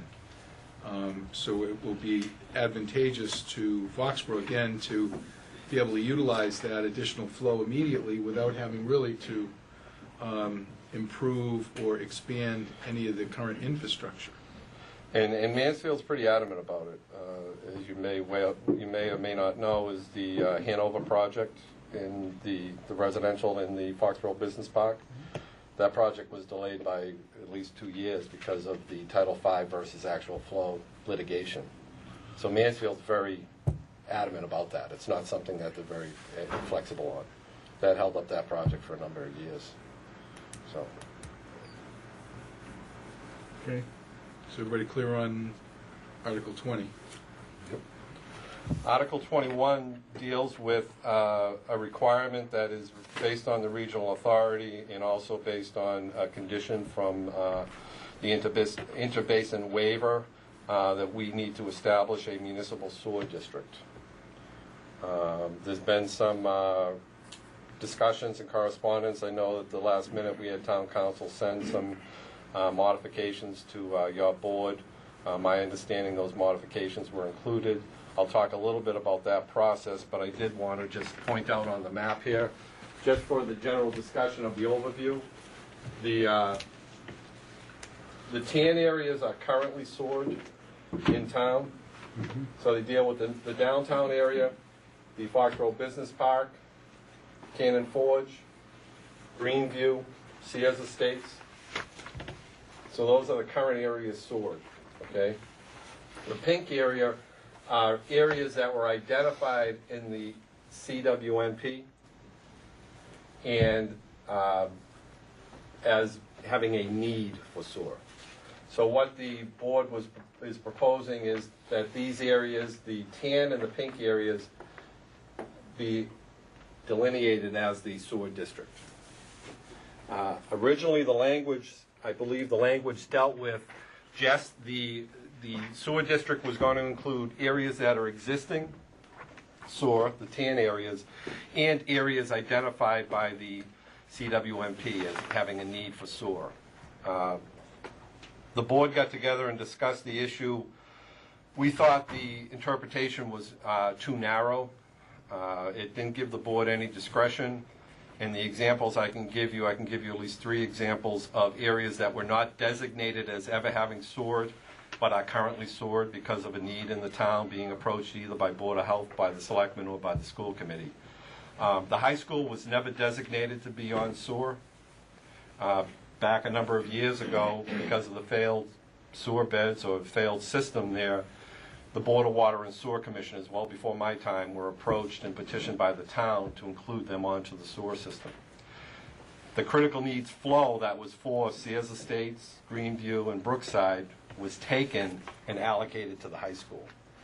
Based on a need in town that was addressed, the Board of Water and Sewer Commissioners had discretion, and we had to get approval from Mansfield, but to go outside of that sewer district. I'm just using the example. Same with Centennial Court. They had a failed system. Town petitioned the Board of Water and Sewer Commissioners, added them on because of a health issue. They were never in any designated area, but because of an impending issue, it was addressed. Same with the mobile park on Route 1, Lafayette, I believe it's mobile. Lafayette Place. Yeah. They had a failed septic. Board of Health petitioned Selectmen because of an impending need. They were never in any designated area, but they were added on. I'm just giving you 3 examples of the discretion that the board doesn't do unilaterally, it does working with us. And that was the concern we had, that there were areas in town or a neighborhood or something that needed to be added, that if we drew a hard line around this sewer district, somebody who has sewer adjacent and has a major need, we're like, sorry, you're not in the district. So we didn't want to, that was why we thought the language was too narrow. Based on town council's modification, the sentiment with advisory and the sentiment was us that maybe it went too far the other way. And being a lawyer, you probably see this, trying to find out where is the best scenario. Subsequent to talking to advisory, talking to town council, and talking to other boards, and talking amongst ourselves, there is currently statutory law that gives towns that flexibility. And Bill and Jay can correct me if I'm putting it wrong, that there is laws in place that allow that discretion. So we feel as a board that we would just rather go back to the original language before we screwed it all up by changing things. So we'll take the hit on that one. Our intent was, looking at it from the concept of the board has stepped to the plate for the high school. If it wasn't, the town would have probably incurred big costs to either replace that septic system or negotiate a capacity with Mansfield. So Centennial Court and for the mobile park on Route 1. So these were health needs for our residents that previous boards have addressed. So we as a board, and Bill can correct me if I'm wrong, we as a board feel that the original language that I think the selectmen had, you guys were right all along, I guess, and girls were right all along, that the language dealing with the currently sewered and identified by the CWMP is language that we can live with, and we feel there's statutory law that allows us discretion if there was an overriding failure or a health issue. And that again, too, mirrors the language both in Norton and Mansfield, because we as well have to establish, definable sewer districts. So, and that was what I think got us a little off kilter a little bit when we started to expand a little bit here in Foxborough. So we went back and, like the Three Musketeers, were all in it together and in the same fashion, which I think is important to, selling the whole regional concept to each of the 3 towns. Any questions on that? Bob? No questions. Linda? No. Questions? Paul? From the audience. Mark? No. Questions from the audience? Bob? Yes. Question for Mr. Henderson. You touched on it, but I don't think you quite answered it. As you know, Foxborough is in 2 watersheds, the Neponset and the Taunton River. Bob, are you asking on your, No, I as just, a member of the Concom, are you putting forth a Conservation Commission point of view, or is this for yourself? just for myself. Okay, Pauline, he's speaking for himself. Go ahead. We're in 2 watersheds. You touched on it briefly. You said you were addressing that issue, but how is that being addressed? I don't know what you mean by that. Water from, say, the trailer park, if any water goes into the ground from the trailer park, goes into the Neponset River watershed. anything this side of town from, The trail, the mobile park, they prefer to be called the mobile park. Okay. Okay. Okay. They are currently on sewer right now. They've been Okay. on for a number of years. Phil, Okay. can I try to just Yeah. answer? One of the things that we needed to do in order to bring the three towns together was to ask the state to waive the Interbasis Transfer Act, Okay. which is just what you've spoken about, is that state statute does not allow you to transfer water from one basin into another Correct. without returning it back. And the challenge that Foxborough had in terms of partnering with Mansfield and Norton was a 9-mile pipe that would have taken the clean water from Norton and Back pumped up it in- back. Yes. We had two challenges. One, to find the area in which we could use a recharge situation that's near the wells. And the second was the $9 million or $10 million to put the pipe in the ground. Sure. So when the analysis was done, it was determined that the offsets between what we use in the Ponset that flows into Taunton and what actually comes from the Taunton and flows back into the Ponset offset each other.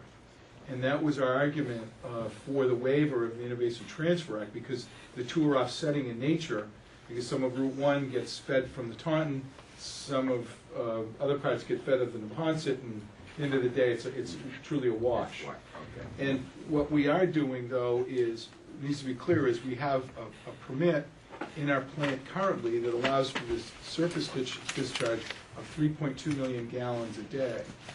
We are not allowed to move one more drop of water on that basis. So what we'll be doing is acquiring land in Norton relatively close to the outfall pipe, what we currently use, that will be used, again, to put the water back in the ground near wells in Norton, again, into the Pond River Basin. So we're going to be, on our expansion plans of 1.2 million, we will be putting 1.2 million gallons of clean water back into the aquifer, which will benefit, I believe, all of us. I'd like to go one more point on that. When the Water Resource Commission gave us the waiver, they said any existing flows that were going either way currently were grandfathered. The transfer only relates to the new sewering areas and the transfers associated with that. So the Taunton River water going to the new Patriots Place development, going to the Neponset, was 3 times the quantity of water that would be coming out of the sewering projects from the Neponset going to the Taunton, so they said it was insignificant. It was like 26,000 coming from the Neponset and something like 90,000 going from the Taunton, so they felt that that was granted, but any changes to that, you have to go back to them, and you couldn't use any of it for a slack. You'd have to come up with a new balancing. Okay. So basically, and that's why they said we have to have a specific district showing the exact areas that we're going to go from one place to the other. Okay. Thank you. And I think when we're talking about Article 21, which is establish the municipal sewer district, one of the orders of conditions of the water resource waiver was that we as a town have to establish that district. That is one of the conditions of that waiver, because they want to make sure that, based on our model, we told them, we don't just erase it and draw a new one. So we have to establish a district based on one of the conditions of that. And this was one of the first ones, I think, that the state's ever approved as well. I mean, it's something that we didn't have much of a shot a year ago at, and a little change in heart. And we were fortunate enough to get a 8-1 vote on that, and that freed us up to move ahead. But Leo's right. You know, any expansion. One of the things that we've heard at some of these informational meetings is people are concerned that if we introduce sewer more into the area of Foxborough, that suddenly we're going to have, more housing, more buildings, more everything. And it really is. It's been designed under the Comprehensive Wastewater Management Plan to address the needs of those areas and specific to those areas, so that we're not going to be opening ourselves up to unnecessary development as a result of maybe taking a piece of swampland land that you couldn't ever develop and now putting on sewer. So I think we need to be clear about that we're not looking, nor will the state allow us to expand sewer for the purpose of regional build-out. And two things that I think are important, and I think it's great that we have this opportunity to talk, but also educate the people watching this meeting. I think the one thing is important to note is that, you know, everyone talks about we have a waiver about having the flows come back into town, and so from that face value, it's like, well, we're pumping water out of the town, we're losing it. And I think that it's critical that people understand that these areas delineated in pink and tan are the extent of the sewer program. We're not, the intent, one of the things that came up in the workshop is the concept was people thought once we got through with this, we're going to sewer the whole town. It's the CWMP only identified 13 areas in town, 1,900 equalized users, mostly in the downtown in those areas delineated in pink and tan. So, and I think that it's important to note that the wells are not being influenced by, they're still being influenced by the, they're not being influenced by the sewer system. If we take a septic system and put it on the sewer and pump the water away, they're not adjacent to wells that they're recharging those wells per se. And Leo, you want to point out where the wells are on the map, just so people can understand? And we have one well up here off Route 1. And that's in the Taunton River. And down on South Street here. That's it. We have 3 wells down on Sprague Road, which are in the Taunton Basin. Isn't that well in Route 1? Isn't that the Neponset? No, it's in the Taunton Basin. Okay, got enough. Okay. The line goes just to the comes through somewhere in here, but that is just over the line into the Taunton Basin. Okay. That's why we were able to do what we did. Then down on Pumping Station Road, we have two. Why don't you get on the other side? We have 2 wells. I think this is, yeah. We have 2 wells down here. That's in the Neponset Basin. And we have one more well over here off Mechanic Street. That's in the Neponset Basin. Then we have 4 wells over on Oak Street. In this area here, they're in the Taunton River. So all our wells are on the peripheral of the town, away from where the Sewer system is taking the water away. So it's not like they have a direct influence from those areas. So I think it's important to know, it's not like these areas are surrounding a well site. So we feel confident that there'll be sufficient capacity. And I think it is important that people understand our intent is not to sewer 100% of the town. It's just to sewer the areas identified by the CWMP, the Comprehensive Wastewater Management Plan. 22 Article. Article 22 deals with an appropriation of $31 million. The appropriation will be funded by betterments. This program essentially, go back to the map. Last year when we were at town meeting, the proposed sewer solution or plant was up on Route 1 on the stadium property. So everything was built from south to north. This concept is we're going to build, one of the advantages of going to an existing sewer plant is we're using existing infrastructure going to Mansfield. So as you can see, the tan areas are currently sewered.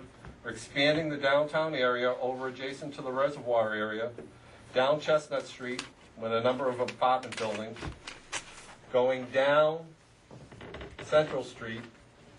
This is the Foxborough Business Park, and these are the residential areas adjacent, and going over down Spring and down County, right to the Mansfield plant. So building basically along existing infrastructure. The only area that's really, there are areas in, this is where I live in Sears Estates. There's a proposed area on South High Street and going up, I believe it's Route 106, right up to Hampshire Road, which is right on the overpass to 95, right there. The other area is Brookside. It's kind of a remote area, but it's got a, it was identified back in the late 70s, early 80s as a critical needs area. And I thought it was important that it's the last critical needs area in town. I thought it was responsibility of the Board of Water and Sewer Commission is they're gonna come up with a sewer solution for town that we should address an area that was identified almost 25 years ago. So that is the scope of it. It deals with, do you want me to talk a little bit about the comprehensive wastewater management plan and the process? Okay. I want to go right to the fees. We all, I mean, well, I think we're here to benefit everybody, so I think I won't go through the comprehensive wastewater management plan. I will talk that there are 13 areas identified. Our $31 million program proposed for town meeting covers 9 of those areas. There are 1,700 equalized users that will be affected by this program. Those 1,700 equalized users would be assessed a betterment. We're estimating around $18,000. The $31 million appropriation right now is proposed to be funded through betterments. Betterments were done for Sears Estates, which was 65 homes. The average betterment cost was around $8,000 in 1996. In 1998, Greenview, 165 homes. The average betterment cost was around $10,000, $11,000, and that was done in 1998. So the board and the town has a history, has precedent. We have implemented programs, obviously not on the scale we're looking at now, but we feel that this is the progression. We're staying within the template and the outline of the CWMP. We feel it's an aggressive program, but we feel that the town has to get off the dime and address the sewer needs in the identified areas. These are areas that were identified for a reason. They weren't arbitrary areas. They were areas identified as poor soils, pumping records, failure rates. These were areas that were identified through a scientific 5-year process. Well, it's no secret we do not have a vibrant downtown. I know, reading not too long ago, Bob was instrumental in getting the parking lot finalized behind the stores downtown. But there isn't really, other than having a nice common, it's not a vibrant downtown. What would the adoption of this plan do for commercial enterprise in downtown Foxborough? It would increase our capacity. Right now, we've had a moratorium since 1999. It would increase our capacity that we can now slice up and allocate flow to existing or future commercial development downtown. Does it translate into tax revenue, Phil? Yes, it does.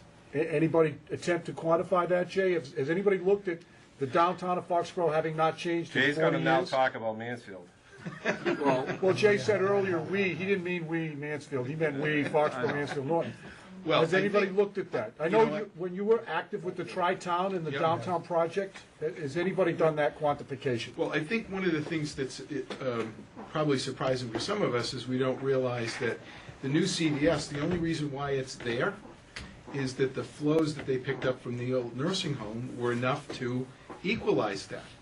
Had we not had a nursing home that was vacant for 6 or 7 years and CVS hadn't come along, that would probably still be, a nursing home, because the flows that existed. So the revitalization that's taken place with that store being there, the good fortune of Foxborough to have their post office in the downtown area creates an opportunity for some vibrancy. But as Phil said earlier in his comments, you can't take the fire station with maybe 3 or 4 toilets and turn that into a restaurant because there isn't any flow under the current arrangement. So the value of that building, that property, along with the adjacent, the old CVS store and the offices above that, that could become, who knows, maybe somebody would come in and it would be the Firehouse Restaurant. And be vibrant with Orpheum Theater and create some considerable tax dollars. Just an example I can give you, most of you have been to downtown Mansfield.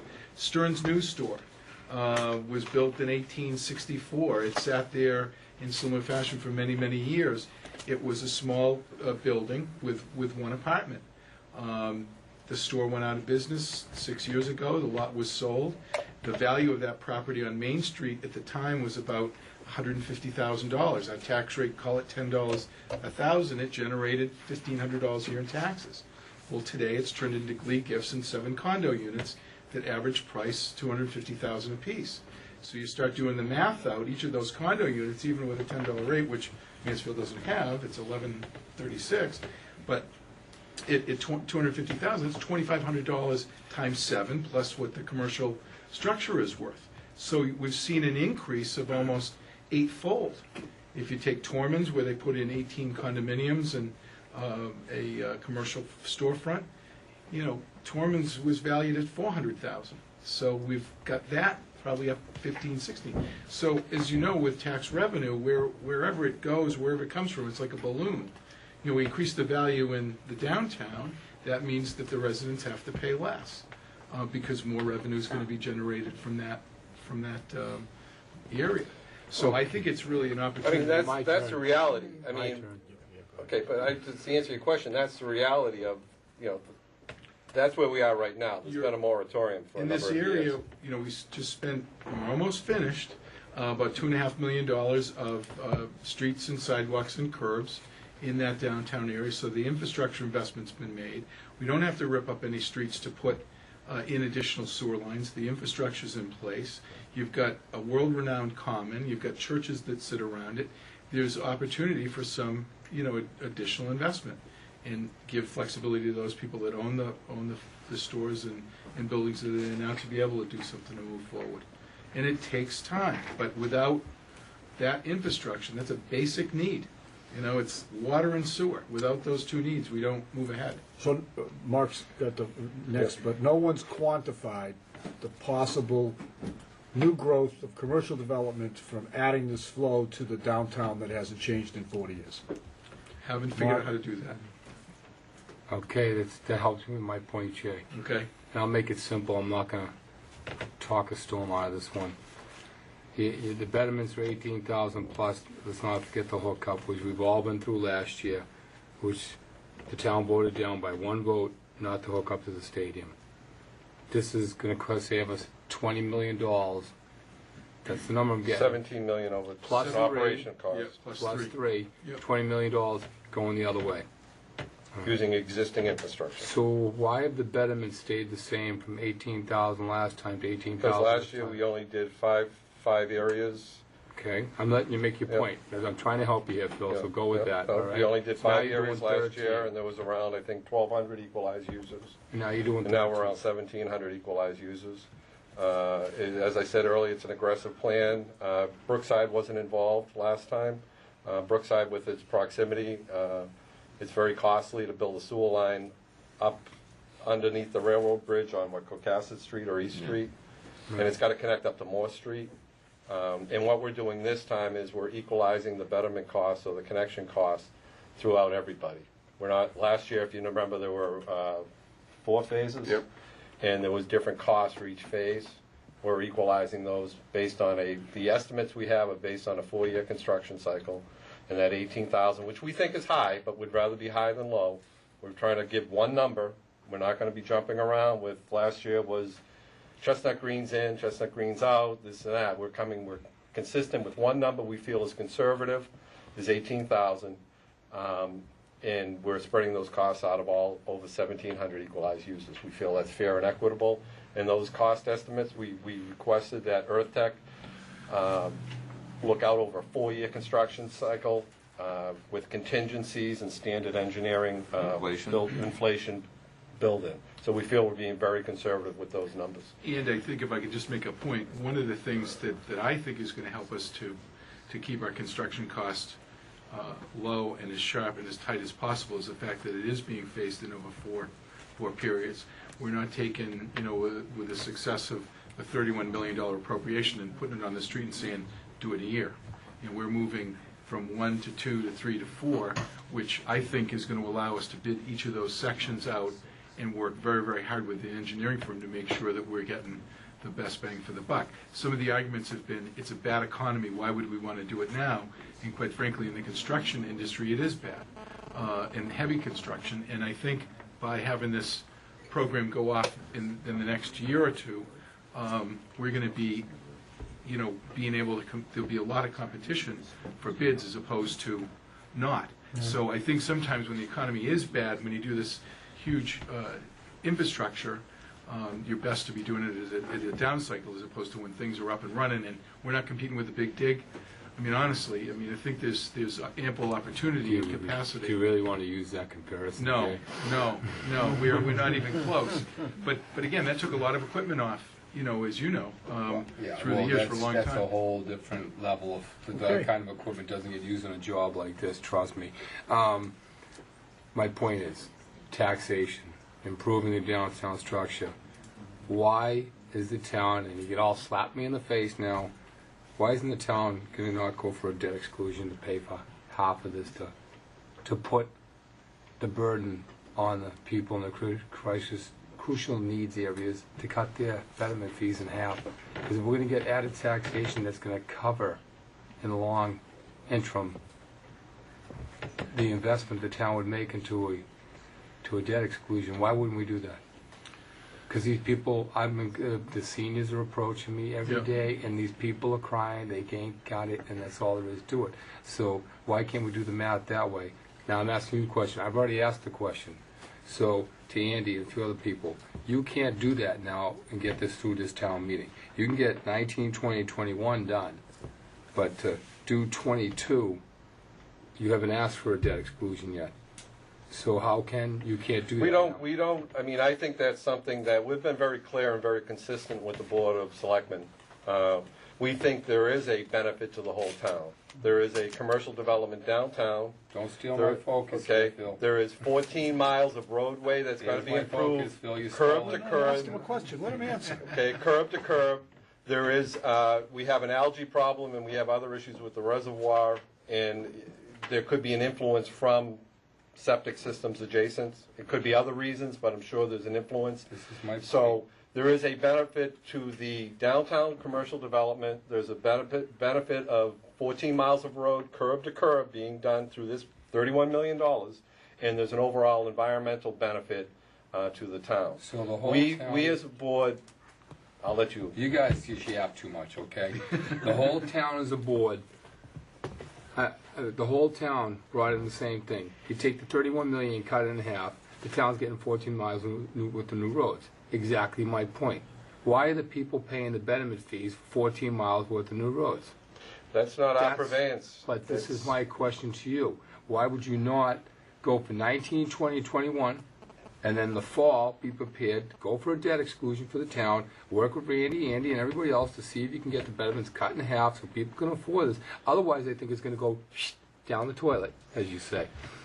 You're tasking us with, I feel, is a responsibility of the selectmen. Well, you haven't asked us to do this. Oh, I've I disagree. This issue was not new, and this been came very- up last year. But they did not ask us to approach Oh, it we've with talked the this time. we've talked to Andy and Randy. I mean, one of the things I think it's important to note is the advisory has been very good in this whole process. They ask the tough questions and they do the granular analysis.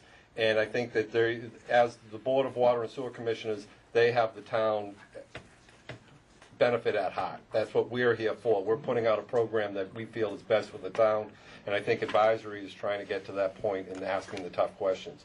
We have provided, our consultants and the board have provided a ton of numbers to Randy, and we've met with Andy and Randy to talk about different financing, different options. We feel that it is what it is. This isn't the first time you've heard about this program. Last year, we talked a little bit about the taxation. We were basically told, where the door was. So I think it's unfair to say we didn't ask, it's not going to happen. We've been very clear. It's actually come up in a lot of the workshops. People are talking exactly what you're saying. There's a benefit to downtown, the roads, the environment. How come the selectmen are not here, number one, and number two, how come they're not putting something out there for sharing the cost? That's not our purveyance. We are the Board of Water and Sewer Commissioners. We put forward the program that we feel, based on the CWMP, we feel addresses the concerns that were raised. We cannot raise taxation without your authority. You guys control that. We have the enterprise accounts. Taxation was not used in Sears Estates. It was not used in Greenview. It was paid for by betterments. There was some road work there, but those areas were scheduled to get road work anyways, okay? And that was already in the Chapter 90 money allocation.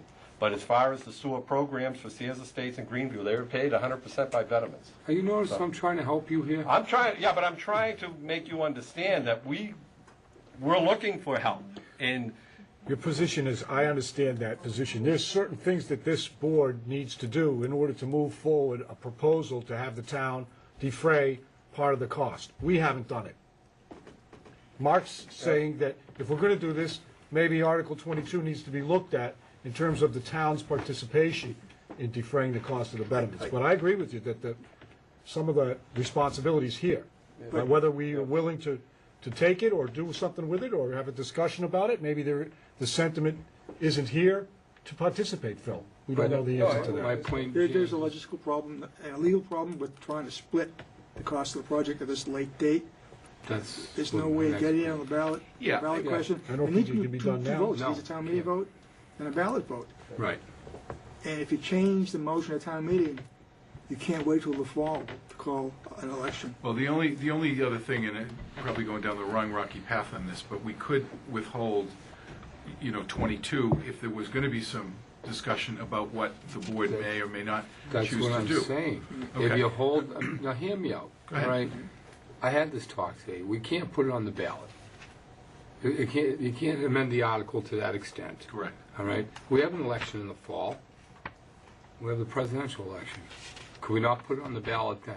I'm just asking the Yeah, I question. don't, a state statute might require No, a separate. I'm just asking. No, we Yes. can't, yeah? Probably Not not. local? I'm not sure. I would Okay. say probably not. I see most towns that have done it have gone with, overrides as a separate ballot question. I do think, though, that one of the past practices in other communities has been that they've done it through the enterprise account and through the betterment process. When you talk to people on the other side that aren't going to enjoy a sewer system, which we all, I think everyone will agree that it does enhance the value of your home. It eliminates a big unknown when there's a sale or a transfer of ownership with that property by having a sewer system.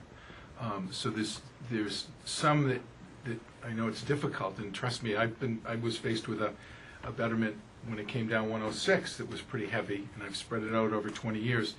The points that we're trying to make is we have the $18,000 betterment, which we do all feel is high, but you are able to borrow the money for 4% over 20 years, which makes it a lot more palatable than if you wake up tomorrow morning and your septic system fails and you've got to go down to the bank and try to get a home improvement loan or maybe take out, Johnny's college tuition funds that grandma left him to repair that system, which can cost $15,000, $20,000, $25,000. And we've heard tale of even higher prices because people have had high groundwater, they've got a mounted system in the front yard.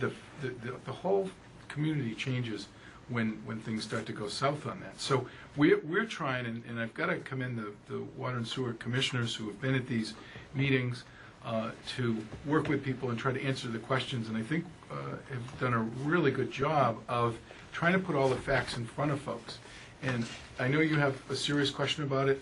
I've raised it myself. It's up to the board to decide how you want to view it. If you all voted right now and said no taxation, then we're going to continue to forge ahead. If there was any inkling of your board's part, then we would probably say, okay, let's wait. But we can't wait on 19, we can't wait on 20, and we can't wait on 21. No, but And we have to have a commitment again from the community to say, yeah, we are interested in these 9 out of 13 areas of being sewered. We're going to approve the districts. We're going to approve our ability to renegotiate the IMA so that we can demonstrate over the course of time that there will be renovation downtown and enhancements to the values and the activity that will take place. And lastly, we are committed as a community to join our other 2 communities in forging ahead, that it is a reality in Foxborough. Not that it was 25 years ago when it got blown up at town meeting when the federal government at that time was reimbursing 90 cents on the dollar. And Foxborough chose at that point not to participate. Wasn't that in the 50s? No. When was that? No, it was in 1978. Yeah, 80. That might as well be They the were giving- 50s for us Yeah, young for bucks. you young guys. So, They were giving you, not a loan, or what, they were giving you Giving 90 the money. cents on the dollar. Well, it was 75 federal and 15 state, I think, in those days. All right, Actually, well, technically all speaking, that but it's said, still all I'm 90. saying is, Right. I would vote for debt. I'm not talking about the board. I myself would go for debt exclusion on paying for half this project on the what I have for input right now. That's all I'm telling you. And I think 19, 20, and 21 pass. I think you shoot for 22, you might get shot down. That's what the feeling I'm getting on the streets. Just So, one important thing to note about the 22 appropriation, we as a town currently on the SRF funding list for $25 million. If we don't have approval from town meeting and have a design in by October of '08, we get bumped off that list. That SRF funding gives us the option of 2% loan, correct? And what happens then is an open question. We may get it held for us somehow, because it has happened in the past. We may not and have to go reapply. If we reapply, we may get everything we're looking for a year down the road, or we may not, because we aren't as a high priority. and that's based on 25 million top of the 31 million, you're saying? No, not the top of it. That was the approval from last year. Remember last year's town meeting was 25 Okay. million? Yeah. If we don't have a design to the state by October of '08, we get dropped off that list. I will say though, So, and in the worst condition that we don't get it, then we're really going out in the open market and borrowing at the rates that we can bond at, not the state. So it bumps the price up. I mean, the net that the homeowner would see would be lower based on what you're suggesting tonight. And by the way, I love your question, because, you know, we'd really like to just flip it around and say to you guys, well, where do you stand as a board in this? I mean, we didn't come in here to ask that specific question, and I know it's too late to do that for this town meeting. But I think it's a discussion that we all need to jointly think about and find out where we are. We've had plenty of special meetings for another entity in town. I think we could have one for ourselves. I just, one comment, if I could, not to disagree with Bill or Phil, but I did have a meeting last week with one of the commissioners from DEP and also someone from the Treasurer's Office to talk about the special revolving fund and where we would be if we fell out of favor. And I came away from that meeting pretty confident that they would put us back up. We got to fight for it, like everything else we have to do. We have to fight for the waiver with the Water Resource Commission, and we'd have to fight with them. But the importance of this regional plan in its help in the entire region is significant for southeastern Massachusetts, and we've got a lot of friends that we've made along the way that want to see this happen. You know, again, back to the ratepayers. So I think that you know, as long as I'm returned to office, I will continue to advocate that we get the SRF funding. But there are no guarantees in life. Do you want to clarify SRF funding for the people that don't understand your abbreviations? Well, it's basically what the feds gave the state a couple of $1 billion, I don't know how many years ago, and the state was able to loan that out, put it out on the street to help towns in infrastructure and capital purchases. And so as the money's returned back in, paid back, that money just revolves. So next year, I think the number is $256 million that the state will have set aside that communities can apply for. So as people pay back those payments over 15 or 20 years, that keeps contributing to that fund. And it's at 2%. And it's a two. State revolving fund. Yes. Thank you. Yeah, SRF. And it's important to note that we had to apply, we had to go through a process and a justification working with Earth Tech, and Leo worked with the state to get on that list. It's not just you call them up, and you have to go through a pretty intense process to get through it. And it's to Leo's credit and Bob Bell from Earth Tech credit that we got on that list. They have to justify and put all the information out there. So it's very competitive. And it's 2%. 2%. Why are we getting this 4%? The municipality to build back can build back for, which covers administrative expenses and so forth of you know. When I got my SRF back in 1996 for Sears Estates, it was 0%. I'm paying 2% because the town tax on 2% to administer the loan. Does it take that kind of Does it take the 2% from your experiences? Well, that's what we're hearing. I mean, that's what the town, you know, comes up to cover the town costs. Well, that's state statute. You don't want to be taking that money away from something else. So, if we said no interest, Randy would be all over us. Right. Believe me. We've talked Oh, he's going to be all Randy, over me in the morning. Randy looks at it very carefully. Yeah, if he's watching. The bottom line to that question is yes, we do need to charge an interest on that. All right. Thank you. Any other questions? I just think clearly there's some opportunity here to spread the costs out, and as you say, there are some major benefits. I had a conversation with you a couple weeks ago, and people also can't forget that with increased property values, everybody else's residential taxes should conceivably go down a bit, which would then offset an increase in bonding. So there's clearly a benefit and a shared opportunity. So perhaps what we should do is look to discuss with Andy and Randy and create a subcommittee to work on this. I'm not sure that I agree that the taxes are going to go down. I think that there might be more coverage and the ability to pay our bills and maybe hire a teacher or a firefighter, but I don't want to, I don't want to ascribe to the notion that a development downtown is going to cause residential taxes to go. So Bob, you and I can disagree on that. Well, actually, if you take your pot of money and you have your expenses at $50 million, and you end up shifting the burden of taxes, a percentage to business, because you're increasing your property values, then it is true that property values of the businesses will be taxed more because they're worth more. Oh, you're talking about changing the tax rate. I'm sorry, I didn't realize that. If you're talking about shifting the tax rate more to burden businesses, we've had a same tax rate here. I'm not talking then about I shifting agree the with tax that. rate. If you, I'm talking about shifting the overall valuation. So if your valuation increases by, say, $5 million downtown, then you increase your revenues by that $5 million. The entire pot comes down, so the proportionate amount in the residential taxes would decrease by the proportionate amount that the It's a commercial tax balloon theory, I increases. guess, really, is you're squeezing it. You're going to get more out of one spot than you did before, which means you need less over here. In reality, you've got your 2.5% cap anyway. It's a very, the only guy that could probably calculate that would be Randy Scollins. well, yeah, but with the big accuracy. figure with Randy is new growth, because new growth is not limited by 2.5. So when you have new Correct. growth, you still get an increase. So that's where that's what the benefit this town has had in the last couple of years and over next year is new growth. If we are unable to sustain that, then our 5-year program that we're working on is maybe in trouble. But right now, it's new growth. And I think Mark raises an excellent point. We didn't do it this time around, but it's certainly something that we have to consider if it doesn't pass. Well, the downtown ain't moving nowhere without it. That's all there is to it. Right. And if you get the added taxation, I'm just hoping it pays the debt exclusion. Randy, take it. I mean, Randy's done some analysis, but I'll let you talk to him about that, what the impacts are. But But I guess the question I have back to you folks is, you've got a good sense of the community.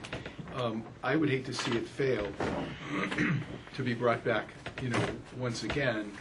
My opinion might be that if there is going to be a discussion, if there is going to be a subcommittee group formed in some sense that you might come to some conclusion on that, then would we be better off in, holding back? But make the commitment to the two other communities in this so that they can move forward. And again, we've got a lot of work to do with creating that authority through some special legislation. So I'd hate to have any of you get up and tout whatever it is that we didn't get to, and then raise the hopes or expectations of people that something would be coming, and then we're unable to deliver on what we've been working on. So I think clearly Articles 19, 20, and 21 need to pass in order for us to go forward. I think this board would serve the community well if we would have a discussion now about how we want to proceed regarding whether we support 22 as it sits or if we want to create an alternate solution to the funding source mechanism. Chairman. Thank you.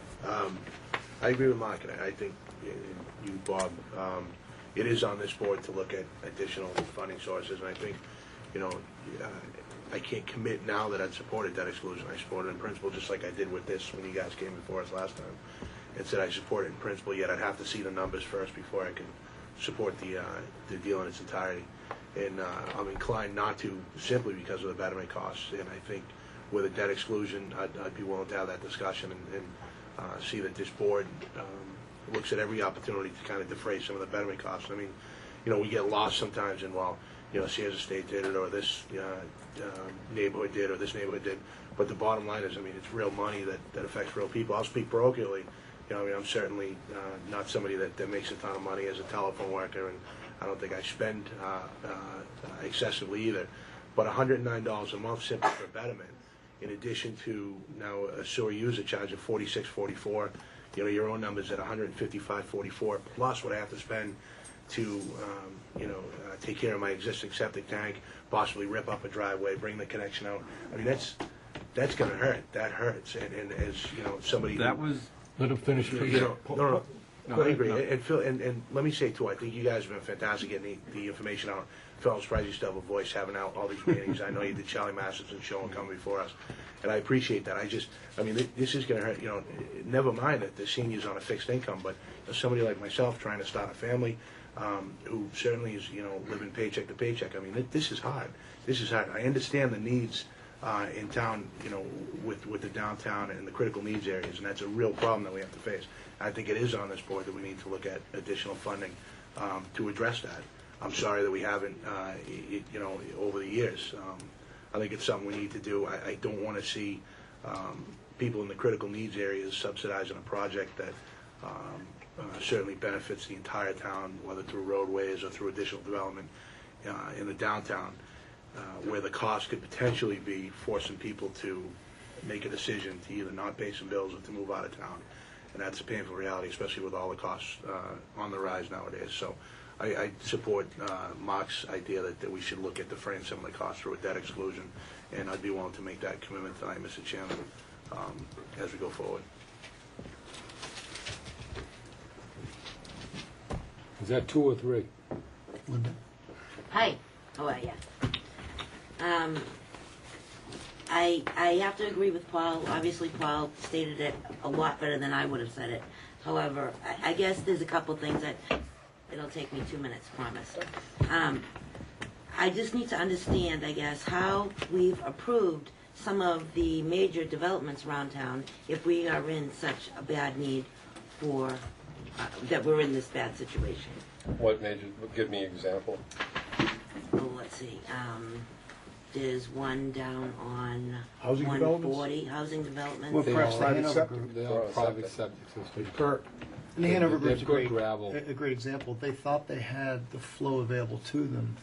Town of Mansfield challenged that because they claimed it to Title V and the other uses that the flow is not available, and that's what the suit was about, which they just settled a month and a half ago. We settled that outside of the court, and I think a lot of that was settled because we're working together.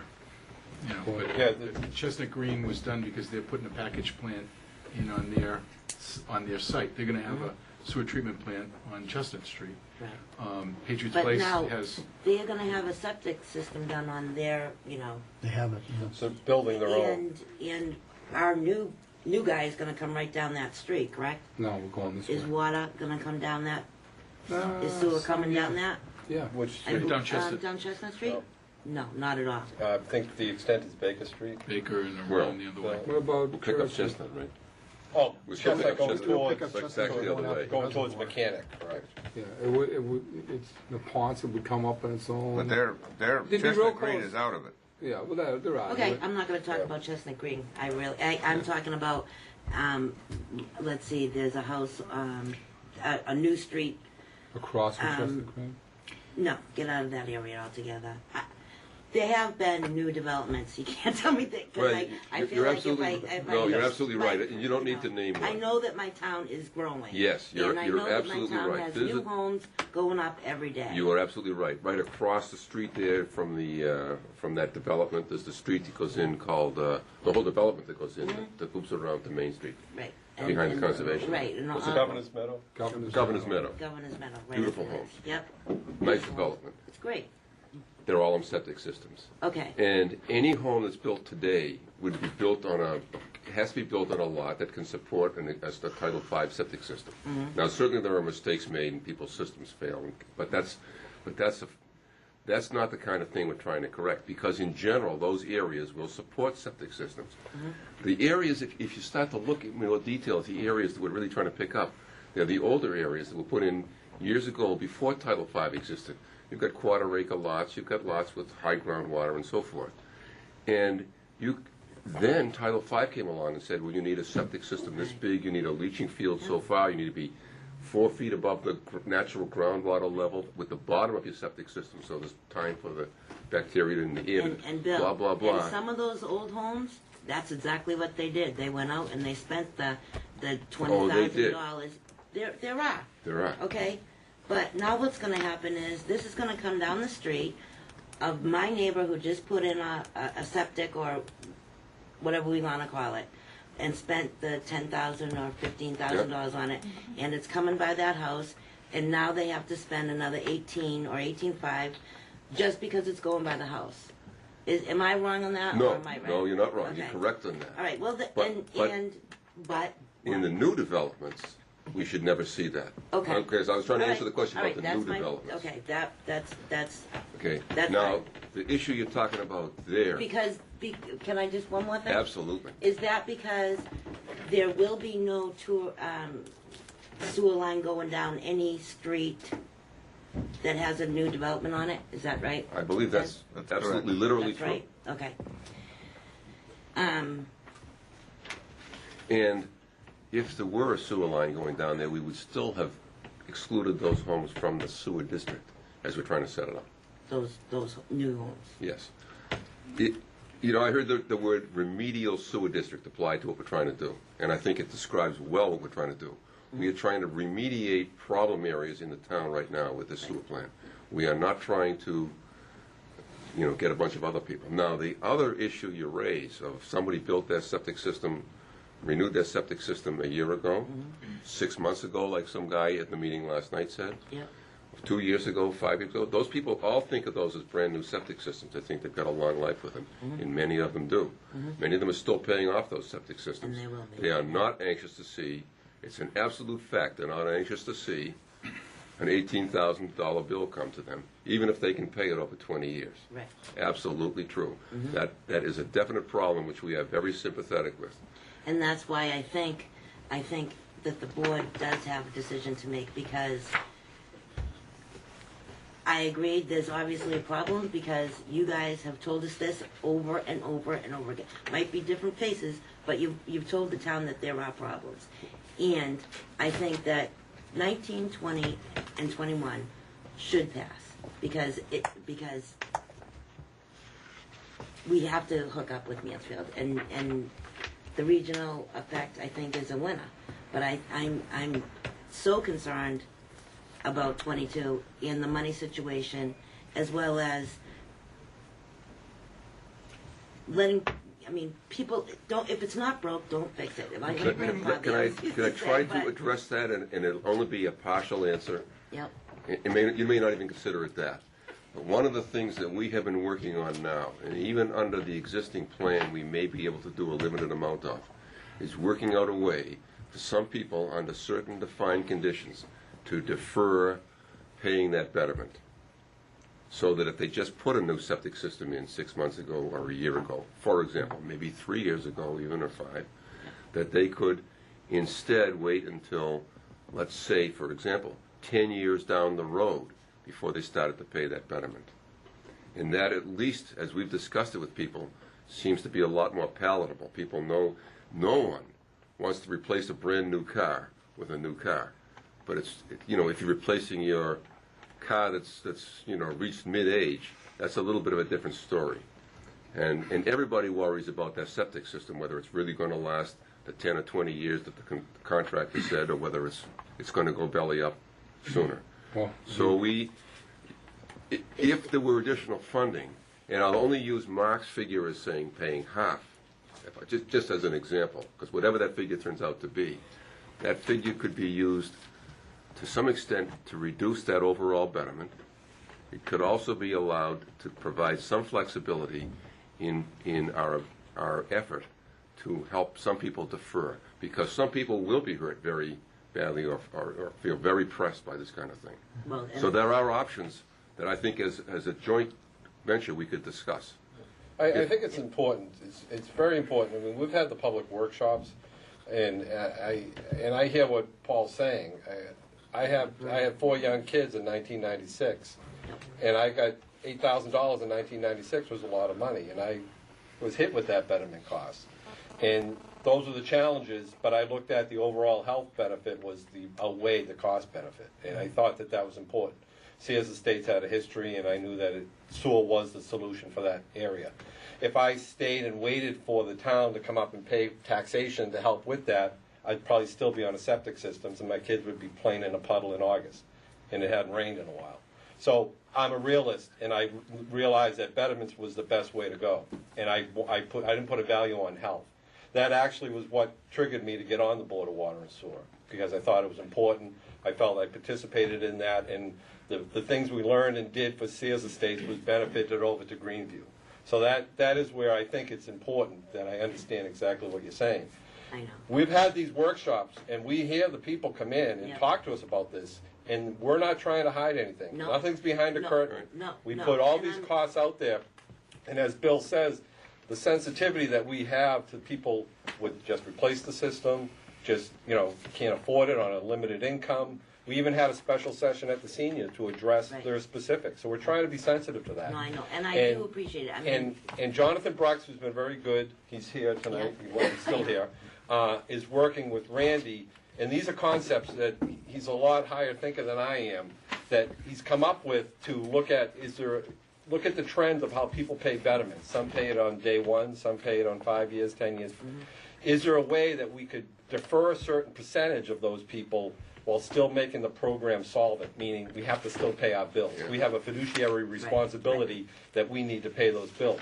And that's what John has come up with a mile-high view in a first pass, and he's provided the numbers, and Randy's looking at if there's a possibility. Because we're not going to come up with something or commit to something if Randy hasn't looked at it from every different way and said it is possible or it isn't possible.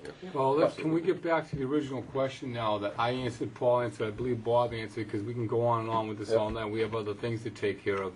What is would you support it, Linda? I don't know that question's being asked right now. Mark's asking it, but Andy has something. Can Andy go in first? Mark, I know you asked an important question.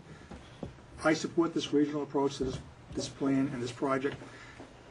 But I think the board needs to see information on town-wide projects that already got support but not funding, mainly the library renovation project and the Foxborough High School renovation project, which won't be 100% funded by the state. Means the taxpayers will have to take up part of that burden.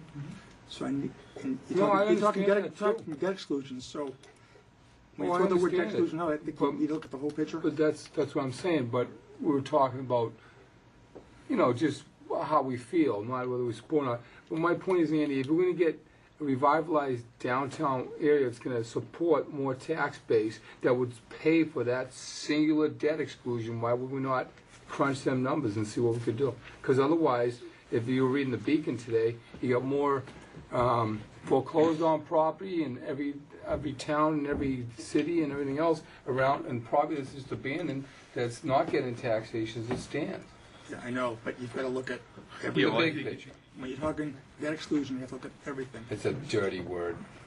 Well, and I think some communities have bundled various projects together so that you're asking once, and you've got a clear, concise plan of how you're going to address, those major projects. Are you recommending that we do that here? I'm recommending that there should be a discussion of that. I also would like to just remind everybody that we've had, through the polling, a lot of people have said, help me, please. I need sewer. And I don't want that to be lost in the negatives that have come back. And we've had a lot of people that say, I'll take the help when my system fails.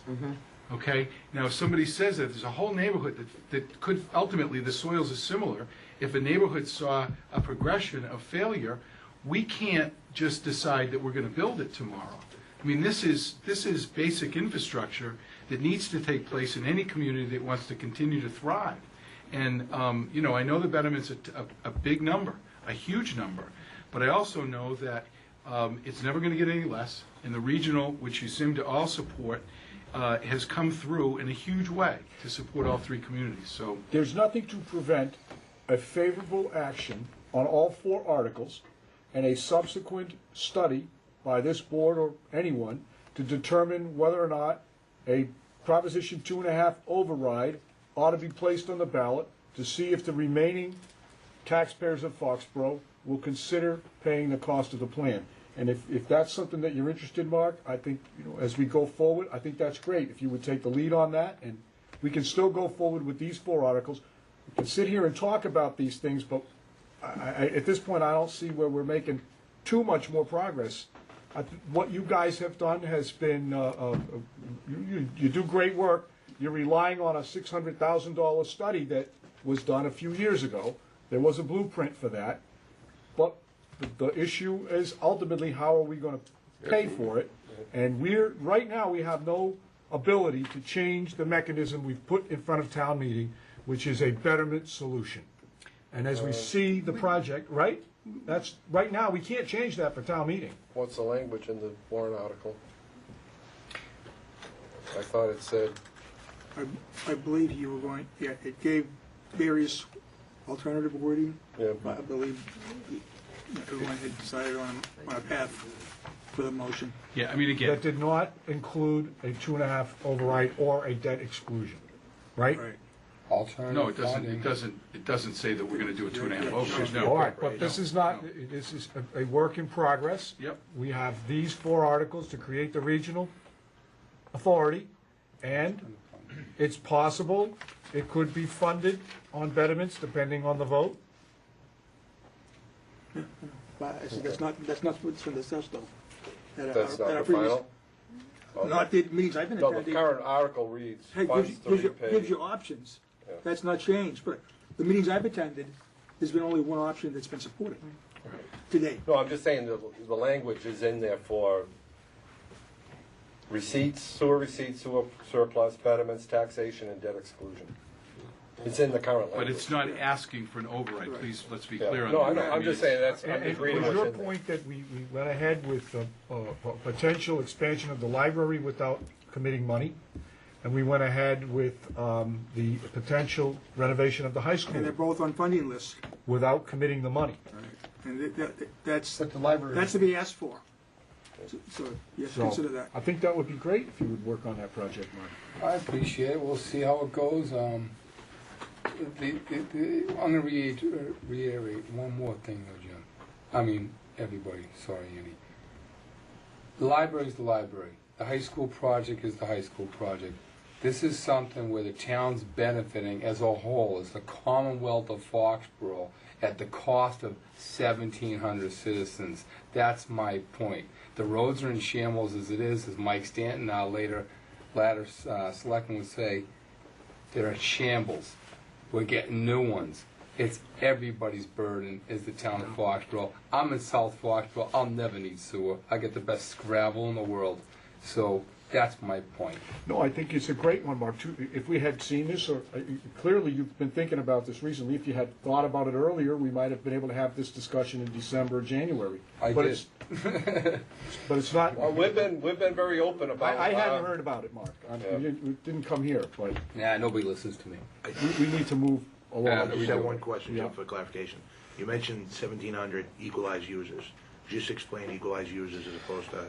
Okay, there are 1,000, what I guess I should say, there are around 900, and Leo will correct me, there are around 900 to 1,000 lots currently sewered in town. 10, well, yeah. Okay, currently sewered. Right. We're proposing to add another 1,000 to that. So that'll be 2,000 lots in town will be sewered, and Leo has around 5,200 water users. So that's a little less, it's around 35% of the total lots in town for this program.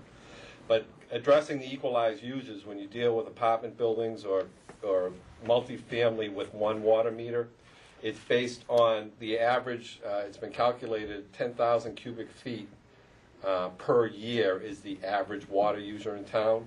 Cubic feet translates to gallons by multiplying that by 7.5. So 75,000 gallons per year is the average water user. We're using 10,000 cubic feet, okay? If you have an apartment building and you use 100,000 gallons per year of 100,000 cubic feet of water per year, and an equalized user is 10,000 cubic feet, you'll be assessed 10 betterments. We feel it's an equalized way of assessing those costs out and correlating to what the average homeowner. Every homeowner is a equalized user, but when you deal with multifamily apartments, you go by the 10,000 cubic feet of flow. Well, I think that, and you have your meeting Thursday night, so if any Thursday of the night. board members can go and at least maybe prepared to discuss with Jay and whoever else is there, the discussion that this board had relative to town park. Yeah, there's a meeting Thursday night, but we also have the McGinty and the public safety. We have, for the benefit of the people watching, we have April 23rd, which is tomorrow night from 6 to 9 at the McGinty. April 29th, next Tuesday, from 6 to 9 at the McGinty. And next Wednesday, April 30th, from 6 to 9 at the McGinty. So if you can't make the Thursday night, those are other options. And we also we want to emphasize with people who receive the questionnaire, the informational survey, to send those responses back in. So anybody watching, Okay. and Well, hopefully the newspaper. We appreciate your support. Oh, thanks. So, we'll see you soon. Thank you. Very good, guys. Good work. Thank you very much. We're going to do, if we can do new business and old business, and then we can go into executive session. Just a few things I wanted to take up. In new business, we got in the information pack, and I told Mr. Solomon I would bring this to the attention of the board. If you didn't have a chance to read it, he requested that we read his submission about the proposed North Street roundabout. This is scheduled for this board next month. May 13th. May 13th, Bob Swanson will be here, and Mark Resnick.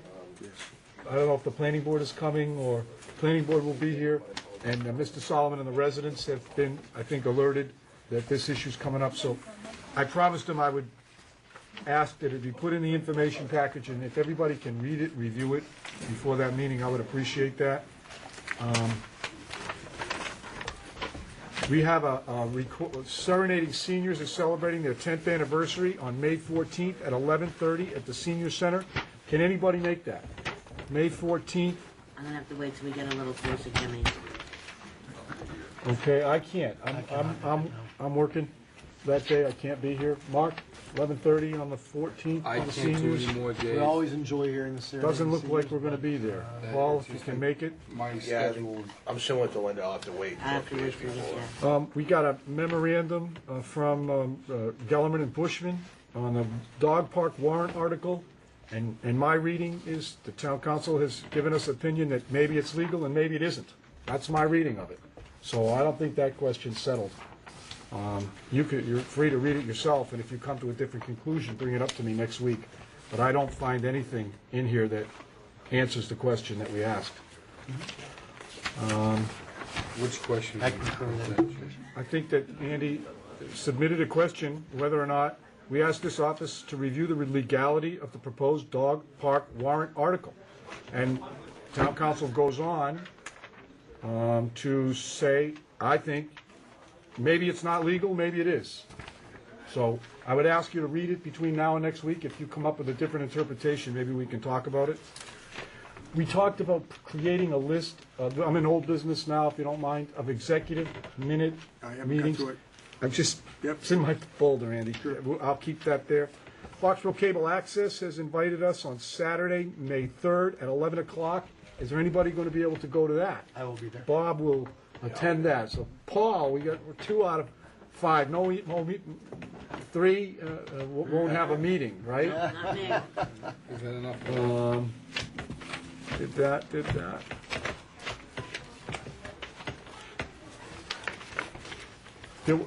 I don't know if the board is aware that we had an issue on the payment of fees for the Larry Koff report that went back with the stadium sometime. We had discussions back and forth with the Patriots organization, and the Patriots organization, in fact, did send us $15,000. So that was, as far as I was concerned, part of our agreement, and they did honor that part, and we're all square with them, and that went for this year's appropriation. We can spend that money, right, Andy? Well, it'll get certified for next year. It would be part of free cash. Part of free cash.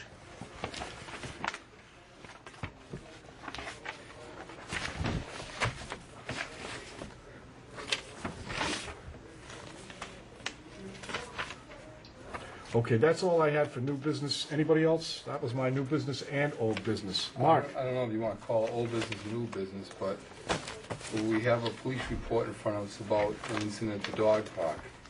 Have everybody had time to read it? I saw it here. I don't know what it's part of a submission that somebody gave us on dated April 22. Yeah, I put all the packet of information together for the board members, and they had Chris email I everybody. guess my out question today. is, why are we have police reports written all the time. Why does it have anything to do with us? The opposing attorney Valenzuela, who is the attorney for the abutters that are taking the town to court, was very proactive in causing a situation down there that involved the Foxborough Police Department and was very upsetting to a lot of people in town.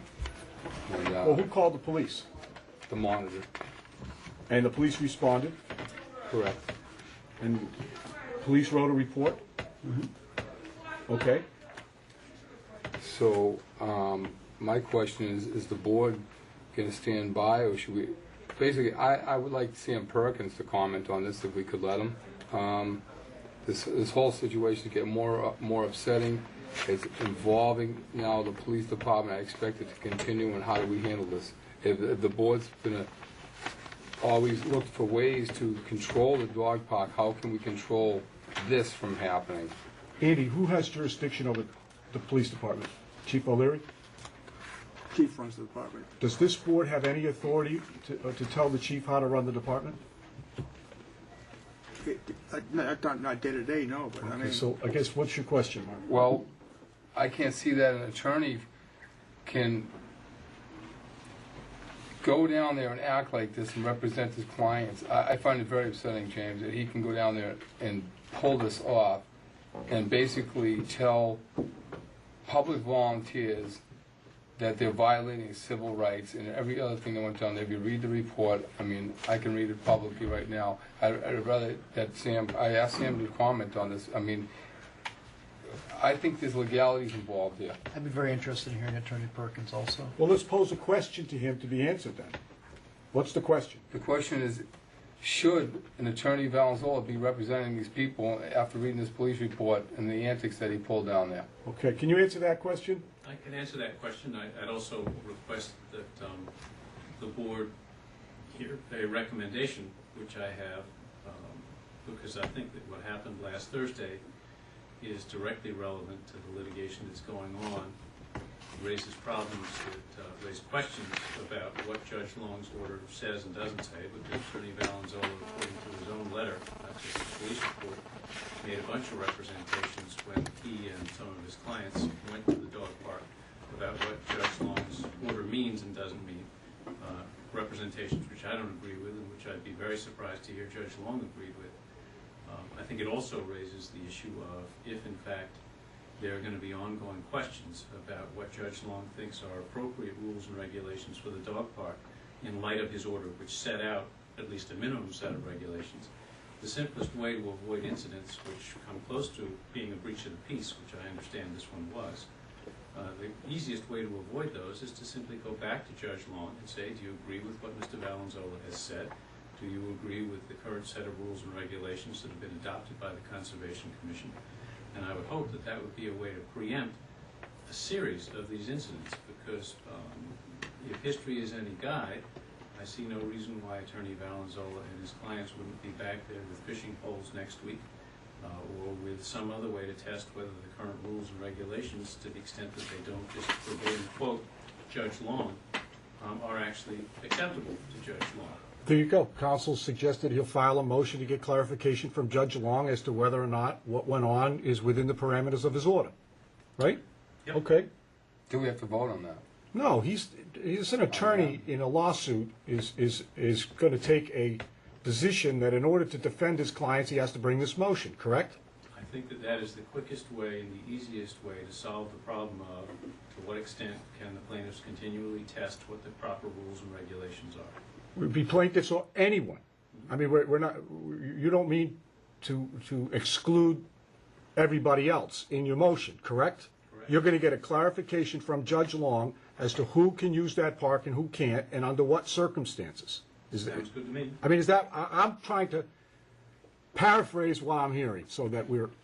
What I would propose to do is to take the current set of rules, regulations, and signs that have been approved by the Conservation Commission and, as I understand, put into effect by the dog park operators and monitors, and ask Judge Long whether that's consistent with his rule. Would you at the same time bring back to Judge Long the other complaints relative to the putting up of political signs, the posting of, on town property for certain votes to be made? Are you going to bring all of that in front of him, or do we expect that the plaintiffs are going to do that? Well, I think we need to take it one step at a time. I mean, you've seen Mr. Valenzuela's letter of this morning, which he delivered, which I think tries to take virtually everything that's happened in town since the dog park opened and characterize it as a civil rights violation. I don't see that someone posting a sign anywhere in town that might be an inappropriate political posting and should be taken down is a subject for the land court to get involved in. I think that's something which the town apparently has already taken care of by directing that the signs be taken down. Are you suggesting that you want to have political signs put up? I'm suggesting that there are a number of issues that are raised that I tried to read in the interim here during the sewer proposal. I hadn't seen it until it was on the desk here. Is this getting worse? Is this problem getting worse, Council? What's happening here?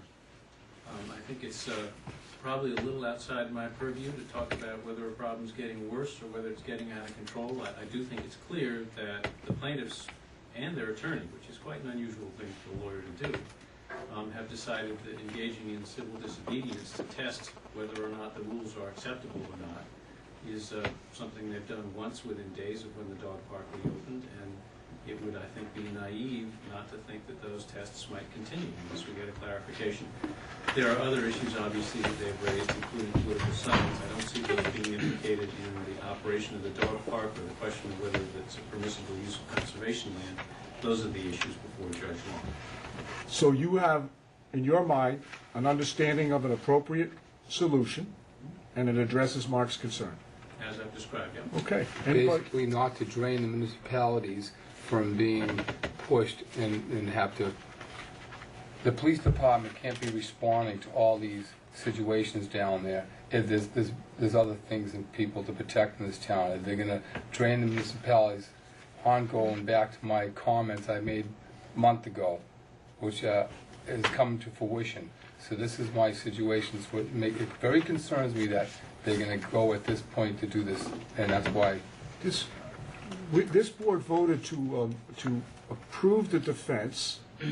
We hired, through our insurance company, this attorney to represent us. This is a matter of litigation, and the attorney has given us his advice on how to respond to the issues raised by the Attorney Valenzuela letter. Why would we expect anything else? I mean, if it's a... I thought as a board we had to vote to allow him to do what he just suggested. Is that your take on your representation of us? We don't vote to tell you what to do, correct? I think we're now getting into the question of when an attorney can do something on his own initiative and when he should consult with the client. Always a good idea when new and dramatic events occur, and these from the 17th and today's letter are certainly new and dramatic events. Always a good idea to consult with the client. That's why I'm here tonight. Do we agree that this board decides whether to prosecute, defend, or compromise in consultation with the town manager? I, for one, I appreciate your coming out tonight and also sharing the information, including the email communications. It helps me better understand some of the give and take that's going on. And I also appreciate the opportunity to ask you some questions relative to the incident that happened at the dog park. And I think we all have to agree that it's a good idea to have an open line of communication with the attorney that's representing us. So I think we should all just take a step back, appreciate the information, and I would suggest that this board take a general affirmation that we support the direction that he's going in taking this next step. And I've read the response, I've read the activity that happened, I had heard anecdotally what had happened, and it's very concerning. I think our police department is unfortunately going to be called down there time and again to deal with situations. It's unfortunate that our volunteers, our volunteer monitors working on behalf of the Conservation Commission, were put in a position where their authority was questioned to the point where they had to call down the police department. But the system worked. The monitors were there. The police came down, enforced the regulations, and now we have an action, and now we're going to do a response. And so I think when all is said and done, this is the way it's got to go. So I appreciate your coming out. I would like to just give my affirmation. I believe you're heading in the right direction, and I appreciate the effort.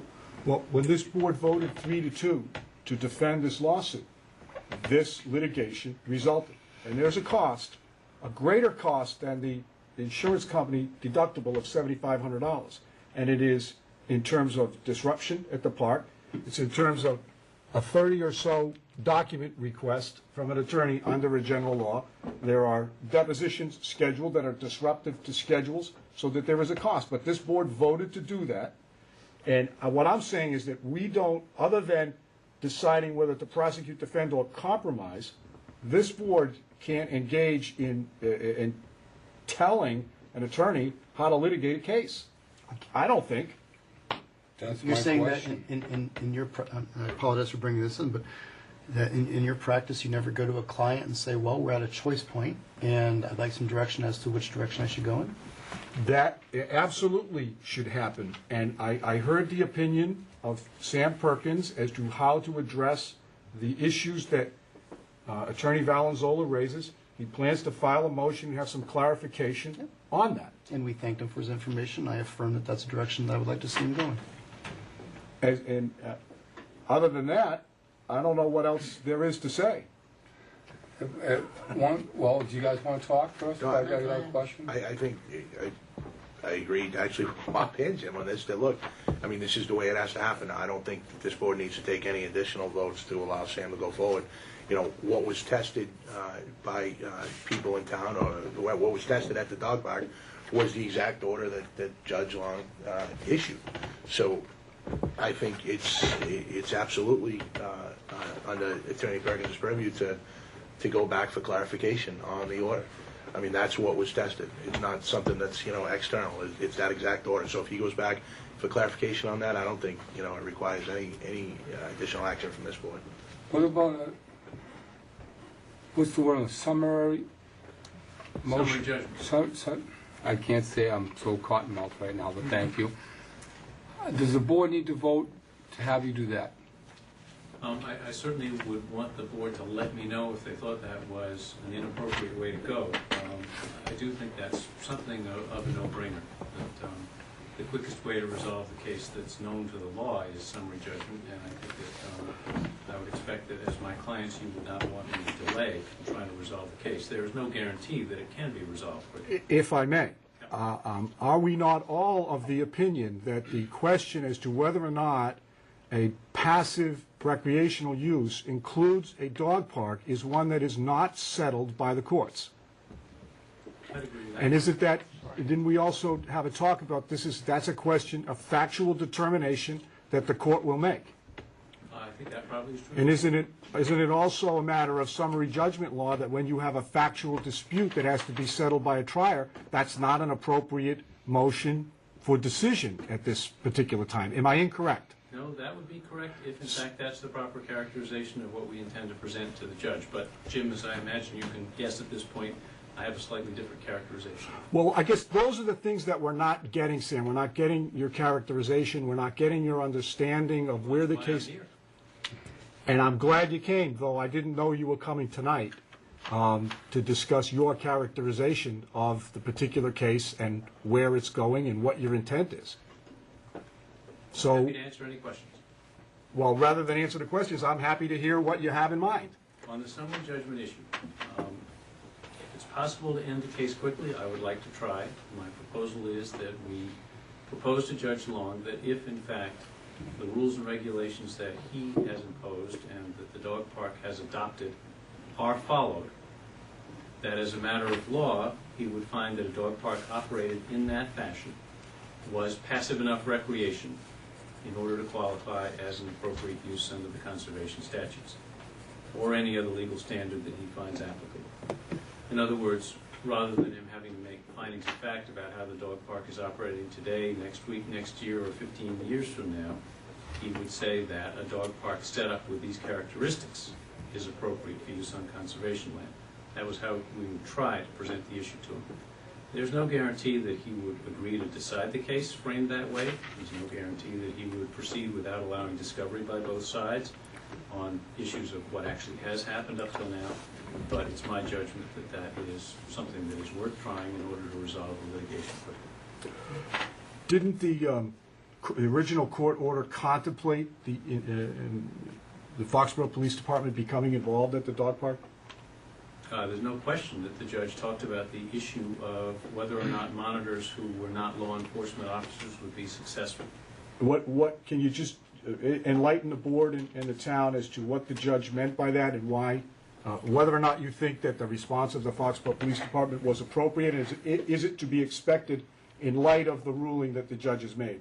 Mr. Chairman, I'm happy to give you my opinions, but I'm not sure that my opinions are worth any more on issues like the ones you've asked about than any other informed citizen who might be interested in the dog park and those issues. Well, we disagree on that because we're asking for your advice as the attorney, and you just opined on the matter of summary judgment. We raised an issue relative to a police report, Yeah. and Mark wanted you to address that. If I could Excuse me, Bob, just let me finish.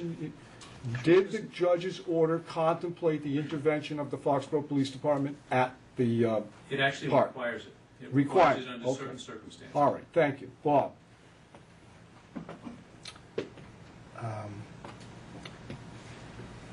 I do not believe Mark's question was did the police department act appropriately. I believe Mark's question was relative to the people who were causing the incident in the first place and how, and perhaps Mark could clarify better, but I'm not really interested in whether the police department has an opinion of our council. Quite frankly, I think our police department acted very appropriately. Sergeant Miller and then Patrolman Miller and then Sergeant Tibbett went down and they handled the situation well and de-escalated the situation, moved the people who were not following the rules out of the park, and that's what the police department should have done. So I give them praise for that.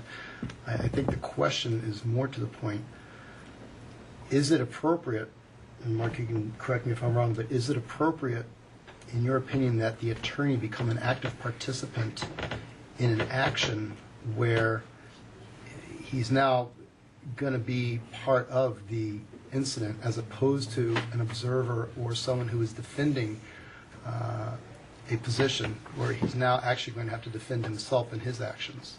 And I think that's the question that I had going into tonight, and I'm grateful that Selectman Sullivan invited you to the meeting because I think it's appropriate that you be here at this juncture. I think on the issue of Mr. Valenzola himself being the person who was in charge, apparently, of the decision to test the rules, is extremely unusual. It's the kind of thing which you virtually never see lawyers doing for a fairly simple reason, which is that once the lawyer becomes a participant and a necessary witness, as I said in the memo I sent, ethical rules for lawyers in Massachusetts and virtually everywhere require that he step aside as counsel for the parties to the case. Given what he argues in his letter today, he also could be a plaintiff. He claims that the civil rights of his clients were violated by the actions of the monitors and the police. He obviously was exercising exactly the same rights. So by becoming a participant, lawyers put themselves at risk of being disqualified. Now, have we put forward any opportunity to compromise what has become a seemingly intractable, is that the right word? Problem. Have we attempted to compromise it? Not since well before the most recent hearing. Oh, actually, I contacted two of the abutters to see if they want to sit down and talk. One said his phone he would always be available, and the others never replied. And then a couple others in a public function told me, don't bother. So I let it go again. I think that this board, it's an excellent point to make, but I think we also need to make that the Conservation Commission and our board held many discussions, and Mark Sullivan in particular has done yeoman's work as far as attempting to compromise and create solutions. It was the plaintiffs that chose to go down this path, and as they've gone down this road, we now have a responsibility to the town to defend the position by 3-2 vote, as you point out. And we put it in the hands of our attorney to respond in kind to their attorney's actions and filings and letters and whatnot. So I think that the compromise, while it's an easy word to say,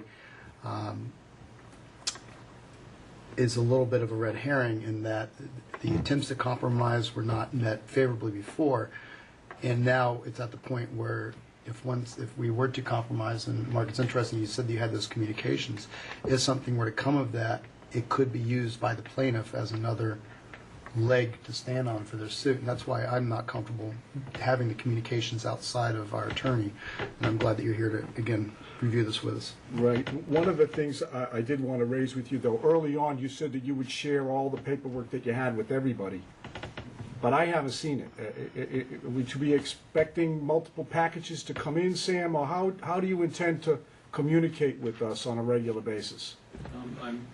Jim, I'm not sure what you're referring to. I think that everything that I filed, every communication that I have, I think the only exception to the sharing with everybody was the communications you and I had with each other last week, which then I eventually, at the end of five interchanges. Those were the emails. Sent to others. We had a couple of things that we were talking about at the meeting. You raised the issue of ownership, and I was hoping to get some clarification of that, because it seemed to me to be an important issue that, as I recall, you said that the Conservation Commission owned the land. But that really is not relevant anyway, is it? Well, I think the issue of who owns the land and who controls the land are both relevant, and as I think I tried to make clear in our interchange, the land is owned by the town of Foxborough. Well, then It's the record owner. Okay, that's where we... Conservation laws and under the terms of the deed and under town council's opinion, and as a personal matter, I agree with town council, the conservation gift and the conservation statute give management control of the uses of the land to the Conservation Commission. But on the sole issue of ownership, which I understood from the February 18th meeting to have particular meaning to you, it was the control issue that has the meaning rather than the ownership issue. I think the control issue is an important issue in town and had a good deal to do with the marching orders I was given as litigation counsel. I know from conversations with you on multiple occasions, the question of what board or body in town controls the uses of the land has been the subject of some discussion within the Board of Selectmen and others. When I entered the case, the selectmen had made a decision to defend the lawsuit, and the posture of the lawsuit was that a decision had been made by the Conservation Commission about the appropriate use of the land.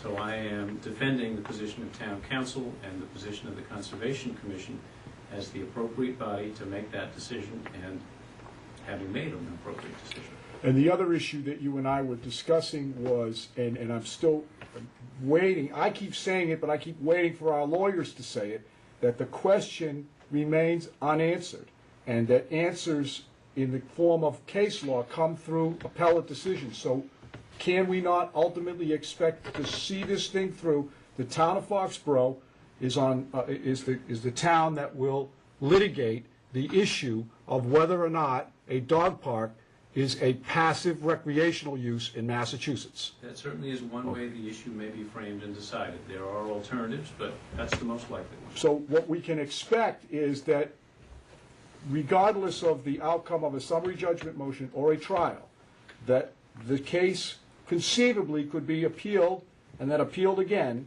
for an ultimate decision by the Supreme Judicial Court as to whether or not a dog park is passive recreation. Well, I think that statement is true of virtually any litigation. If you want to spin out the scenarios that will keep this litigation going on a long time, you may see other groups and organizations entering as amicus, saying they want to take a position on dog parks. We almost agreed, but what we first agree on, that there is no case law establishing a dog park as a passive recreational use.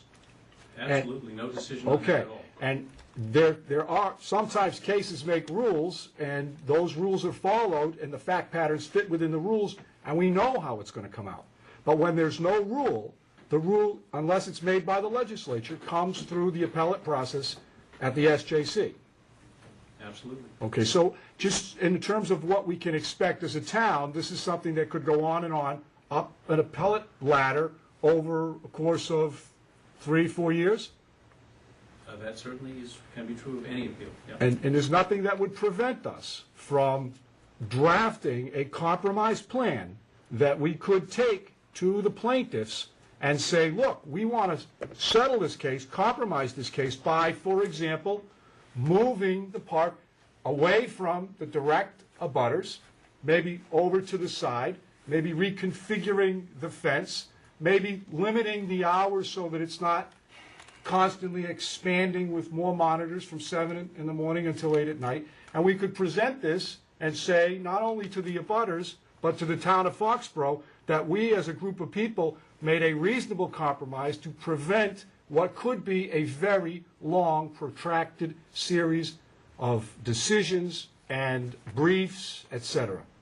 I think, Mr. Chairman, it's a truism that resolving disputes by agreement and compromise is usually preferable to litigating them out to the nth degree. But there's no reason why we have to wait for the 17 plaintiffs to say we'll settle. We could, as a group, I think we've established that we can do that. decide that, look, we're going to suggest that we move the park to this side, and we limit the hours here, and we're going to have no more than 20 dogs or 30 dogs. We could do that, right?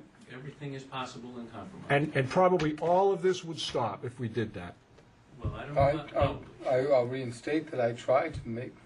Well, maybe we should make a comprehensive Mr. effort Chairman, next if we're going to month. be having this discussion in open session for the benefit of opposing counsel, I'd recommend that we go into executive session. I'm not going to go into executive session. I'm suggesting that compromise can come from both sides, and we could do that if we wanted, Sam, right? I thought we I think we're well. From you and from the Conservation Commission, We've not. We've never put forward. Didn't they come in and we sat with them? What we have never done as a board, and is our province under the Town Manager Act, is to offer a compromise of this litigation, a comprehensive compromise about how perhaps we could structure this park in this location, in this configuration, as a means to end this whole lawsuit. And I did, Jim.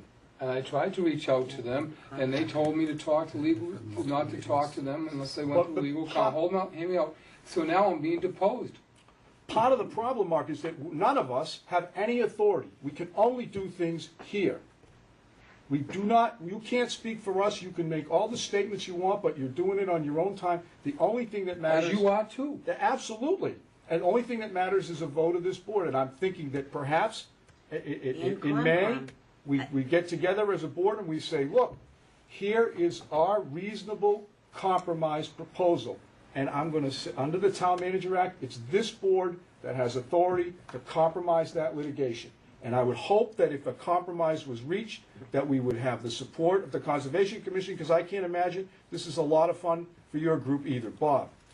I will say, you may not have compromised, but the Conservation Commission certainly has compromised.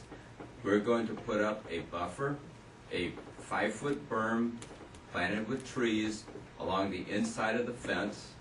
The gate is to the water area, is going to be relocated to the other side of the facility shed there to keep activity away from the abutters, and they don't want to listen to it. I mean, You can still do those things on your own, maybe. We will do those. Have you given any thought to, was there really 80 dogs down there the other day? Not when I was there. No? I don't know. I mean, that sounds like a lot of dogs. That was during the whole day. You gotta admit that that's a lot of dogs. James, that was the whole day. At 10 hours, 80 dogs showed up, not 80 at one time. There were maybe 15 when I was down there, and they were. I will say they were very excited. They were very happy to be back there. But nevertheless, we made the proposals. Attorney Valenzola came in with his court stenographer, by the way, to take every word said. 61 pages, which we're going to pay for, of testimony. Why are you going to pay for it? Why are you going to pay for The it? Conservation Commission, out of their budget, will pay the $61 to... You didn't hire the stenographer. To get a copy. We would like to... Oh, well, then he's doing a good thing for both sides. You don't have to buy a good thing. Wait a minute, you don't have to buy a copy if you don't want. He came to their meeting and it totally... He came to our meeting and took down every word, trying to see, quite frankly, if he could get us in a contradiction. Sam, is that legal? It's an open meeting. He can do what he wants, I assume. Is that legal for him to bring in a It's stenographer? absolutely legal. I don't know. Is it, we don't think it's illegal, do we? Certainly don't think it's illegal. I don't Well, know. Pauline, are you getting all this down? Every word. So you decided to buy a copy of this transcript? Just so that Okay. we can see what, Fair enough. you know, he's got. My question, and this is all pertaining back to this whole situation here, is if they're going to pursue on doing this and try and disrupt the situation down there to exhaust the municipalities, which I was worried about in the beginning, which they're doing, how do we stop it? That is my question here. Summary judgment. Supplementary judgment. Summary judgment, and I also want, if I have to, and anybody can do this, and I'm going to ask Sam the question, how would a judge see upon this if it happens even another time when it came to a disinvited restraining order from the persons involved in either situation? How would he feel about it?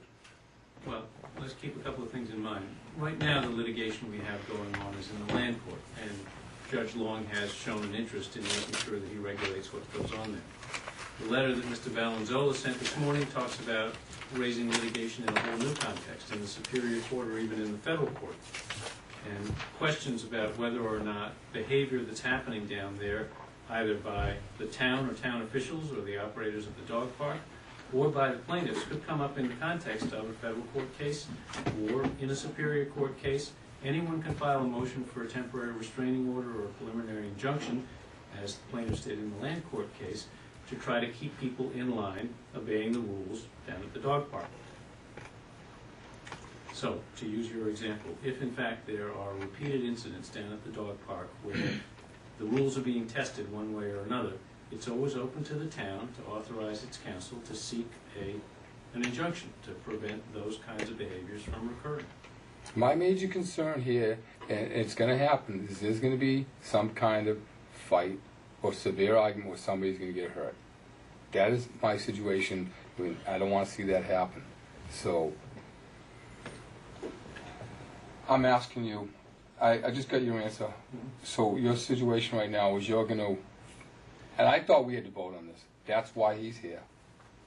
Summary judgment, and you're going to do what about Valenzola's actions? What I'm hoping to do, rather than raise this as a question of the judge ordering somebody to do something or not do something, is to ask the judge to clarify his order. And what I'm hoping along the way is that he will encourage the parties, rather than engaging in acts of civil disobedience and confrontation with the police and the operators and the monitors at the dog park, if they have a question about the rules, file a motion with the judge, ask the judge to answer the question, and that way we don't have to have the cops called down to the dog park. But the problem with that is I think we're treating them differently though than if you know, average citizen wanted to go down there and had a question on the rules. We wouldn't tell them to file, you know, to file a question with the judge. Or, I mean, they would go down and do the exact same thing. They'd go down, they'd be told to leave. Whether or not they decide to leave is up to them, and if the cops are called, then they have to deal with that. But I mean, I don't want to get into a All they were asked to situation. do, though, Paul, is to sign in, just like everybody else. I'm not debating how, you But, know. but that's how the average person would go in there too. The average person would go in there and sign in. What I want to avoid, Attorney Perkins, is singling a certain individual out or a certain group out and saying that we would expect them to act differently than we would expect any other citizen in town or outside of town. And I agree with you completely. I think that what does set potentially this group apart is that there may be repeated actions. Once somebody shows a tendency to go back and do the same thing over and over again and provoke incidents that require the police to be called, then you do have to take a hard look, as Mr. Sullivan has suggested, at whether that behavior is part of a pattern that the court perhaps should start intervening in. You're not signaling them out and treating them differently. You're treating them specifically because they're behaving that way. That leads me to another point. Didn't the judge himself say that he expected the plaintiffs to monitor the dog park? Monitor?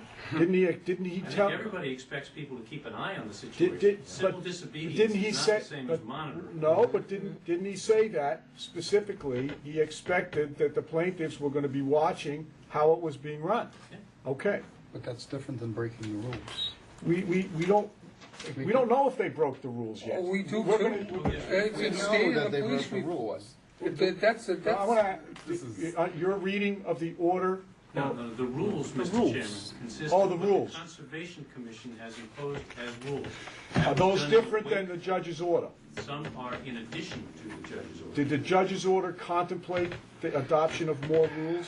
The judge said nothing specific about whether only his rules would be applied or whether the Conservation Commission might actually do some of its own thinking and impose additional rules. But the conservation rules could not run afoul of the order. No question about that. Could the plaintiffs file a motion for a clarification as to whether the Conservation Commission has the authority to issue the rules? I wish they had instead of showing up last Thursday. Okay, so we've got, But a little more civilized. we're not making too much progress if both sides can say, well, you couldn't adopt this rule, and the judge's order said this and that. Why don't you go get it clarified for us, Attorney Perkins, and Thank you, then we'll Mr. take it Chairman. all up. Is that, we need to take a vote on that? Bob, you're making a smirk. Go ahead.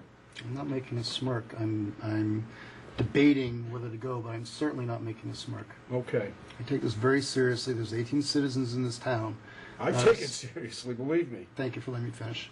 That are suing this board, and then there is an overwhelming number of volunteers on the Conservation Commission, the dog park proponents and volunteers on this board who are being put in positions where we're having to defend against, quite frankly, some people who are not playing by the rules. If it's a disagreement, there's certainly avenues they could have gone through with Conservation, even with this board. They came to many meetings. One of them pushed a lady that was in the audience here as they were going out the door. So to Mark's point, I do have a very unhappy feeling that it might escalate. And that's why our police department may well have to go out there again, because they've proven in the past that there are incidents that could occur.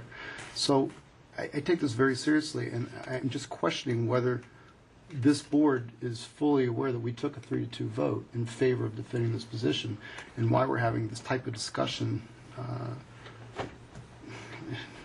for the benefit of the opposing counsel, perhaps.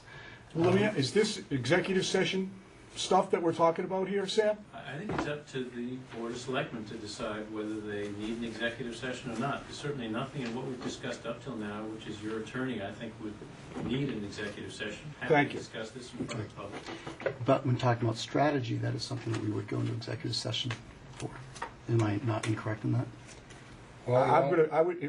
When it comes to this particular litigation and this particular lawsuit, if we're gonna do an executive session, I would like whatever member wants an executive session to reduce that issue to writing. We'll submit it to council. Council can give us his opinion as to Mr. whether or not Thrasher, you that's don't a have the matter. power to overrule the open meeting laws. I will not do that for you. What? I do not have to submit in writing to town council if I wish to go into executive session. To get an opinion from the attorney who's advising us? I do not need to go to my attorney in writing prior to asking this board to go into executive session. All right. Do we not agree? We're going to agree that it takes a vote, and if an issue comes up and you think it requires an executive session, I'm going to ask that I'm not going to vote for it until such time as I get an opinion for council that that particular issue is ripe for executive session discussion. I'm not going to violate the rule again. So I'm not going to vote for it, Bob, until... I haven't even made a motion. How do you know whether you'd vote for it or not? I thought you wanted to go into executive session Did I on say what we I Okay, discussed. can we move along, please? Yes. I'd I'm rather happy keep to going, move to tell on. you the truth. No, I want to move along. I think the final thing that I'd like to know is there anything else that you need, Attorney Perkins, to assist with your defense?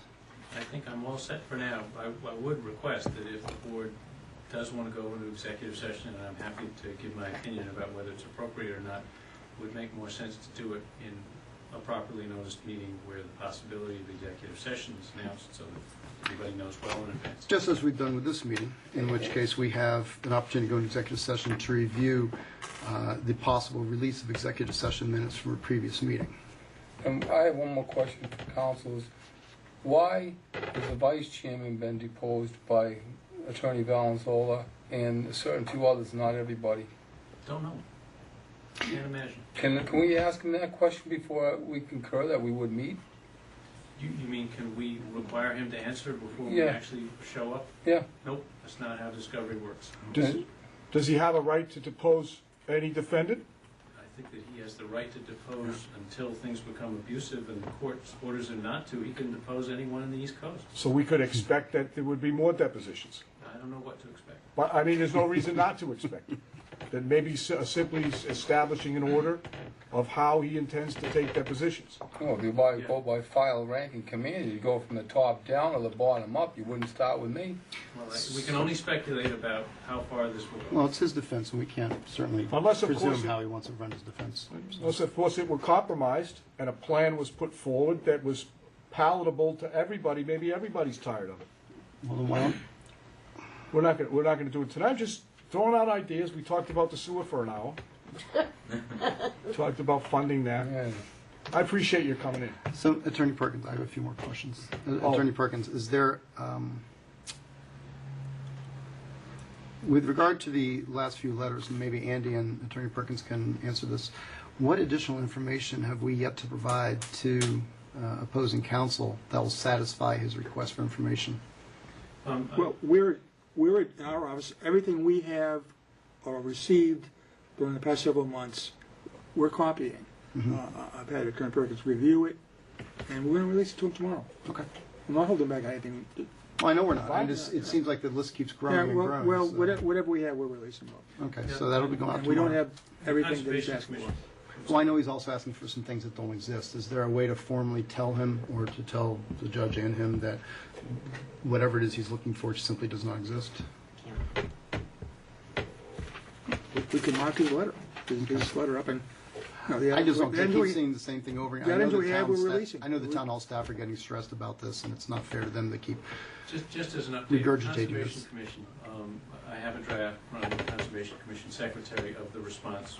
That should be completed by tomorrow, and those documents, or an estimate for the cost of doing the research that's been requested, will be sent out. I would note that both for the Conservation Commission and the Board of Selectmen, Ed Valenzuela's letter of this morning has thrown in with 12 pages of constitutional claims and other complaints, additional public records Yes. requests. And I think that, given what's happened up till now, we would do well to pay close attention to those as if they were formal public records requests that he made in a separate letter. Okay. I think that's a fine idea. It just, not to belabor a point, but we can expect more, what other types of discovery should we anticipate? I can't speculate, but we all I guess know I'm the asking you to be the possibilities. lawyer. You can file interrogatories.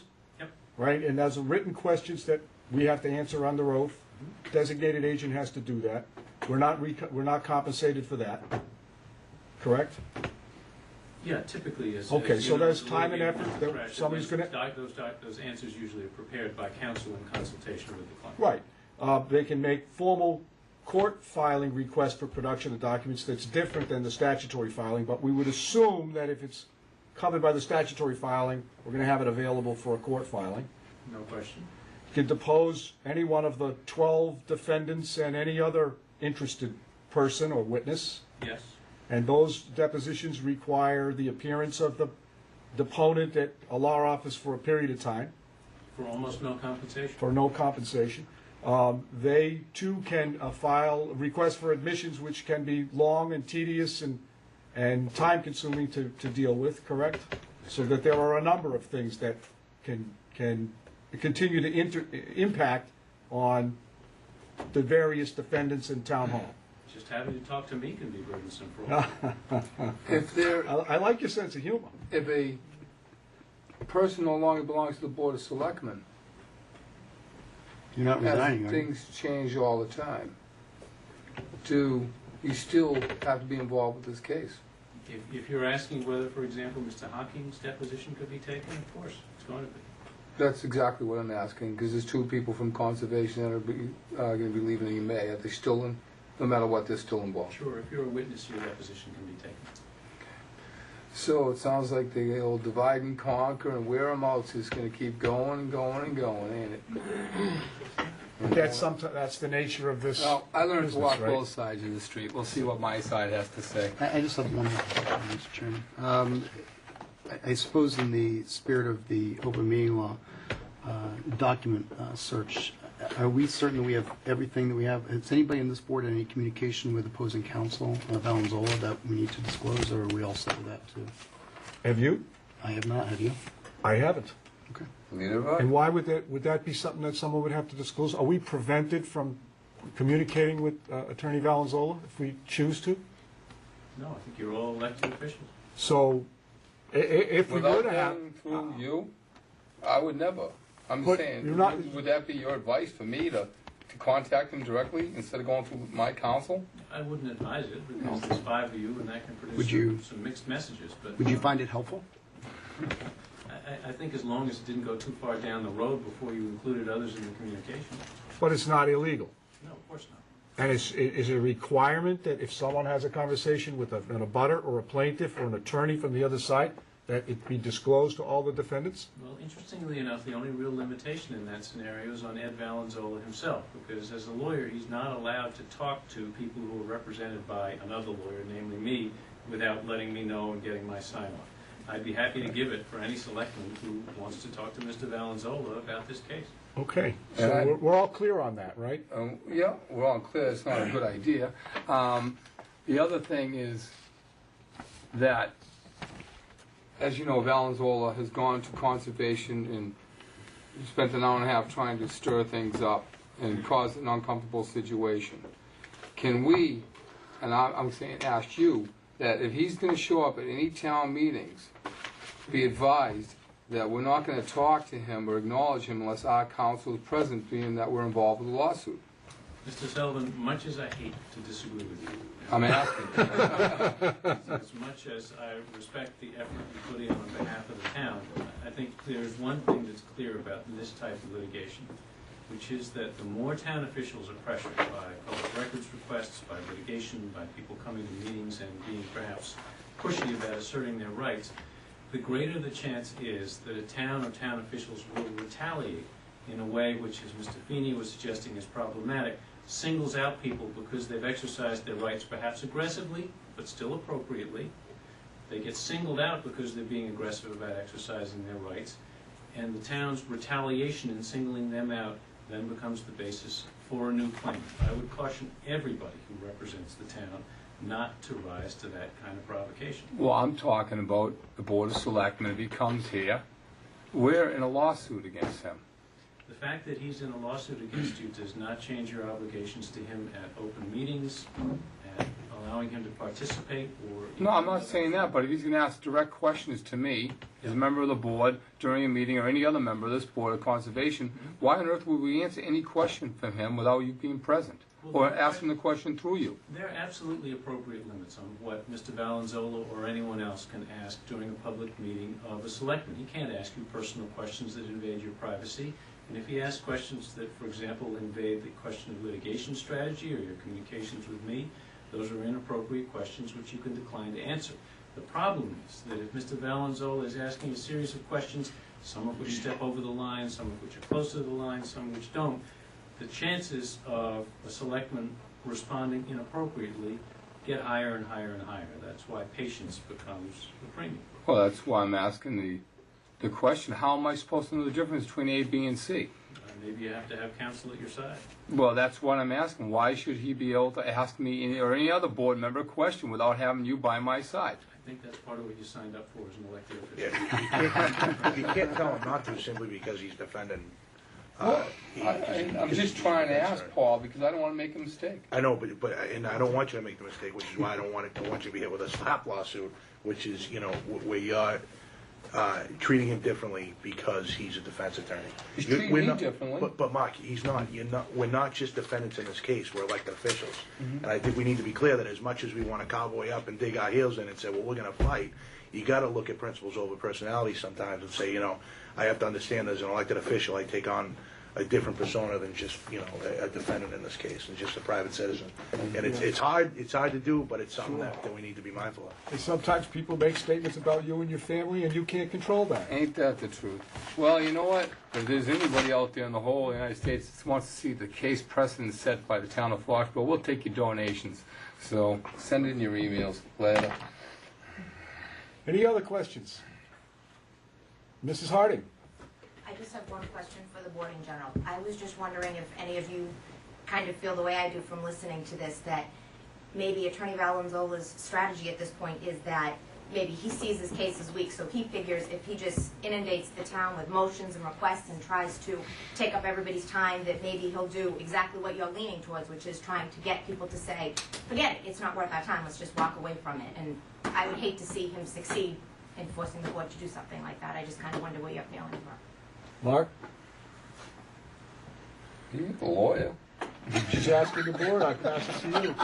All right. Well, you know what, Heather? It's already happening as far as I can see, so, we'll just see how it goes down the road. And I wonder if in this new election coming up, that if the board does change hands and Mr. Hickey does lose, that is it be able to be... No, I'm serious. Well, we voted 3-2 to defend the case. Does the board then, if it convenes and you're no longer part of the game and the next person that joins the board decides not to defend the case, do we stop there? That's my next question. Well, I think that a future board can certainly make a future vote that might be different. I think that's something that people in this community need to be aware of. Well, hey, you know what? So things can change in 2 weeks. Bob, you want to address Mrs. Harding? Yes, I'd love to address Mrs. Harding. I apologize on behalf of the board and on the Conservation Commission, I'm sure, for the trouble that you had to go through last Thursday in dealing with an unpleasant situation, and I'm glad that it resolved itself without any further escalation. Linda? I guess in for a penny and for a pound, I guess, at this point. I mean, yeah, it was, guess what, folks, in case you haven't heard, it was 3-2. I was one of the three that agreed that we need to fight this, only because, I don't want to start, opening the door to folks, undermining the judgment of other boards in town. And I'm going to stick by the Conservation Commission. I witnessed compromises between all you guys. I remember Bob telling us that, they came in, they mentioned this, we've done this, that, and the other thing, went above and beyond. So there was compromise. Maybe it wasn't this board, but maybe it was the Concom, and I'm here to support you guys. And I am, it's unfortunate that we couldn't, compromise didn't work in this instance. But now we have gone this far, and we have to go. We have to continue it.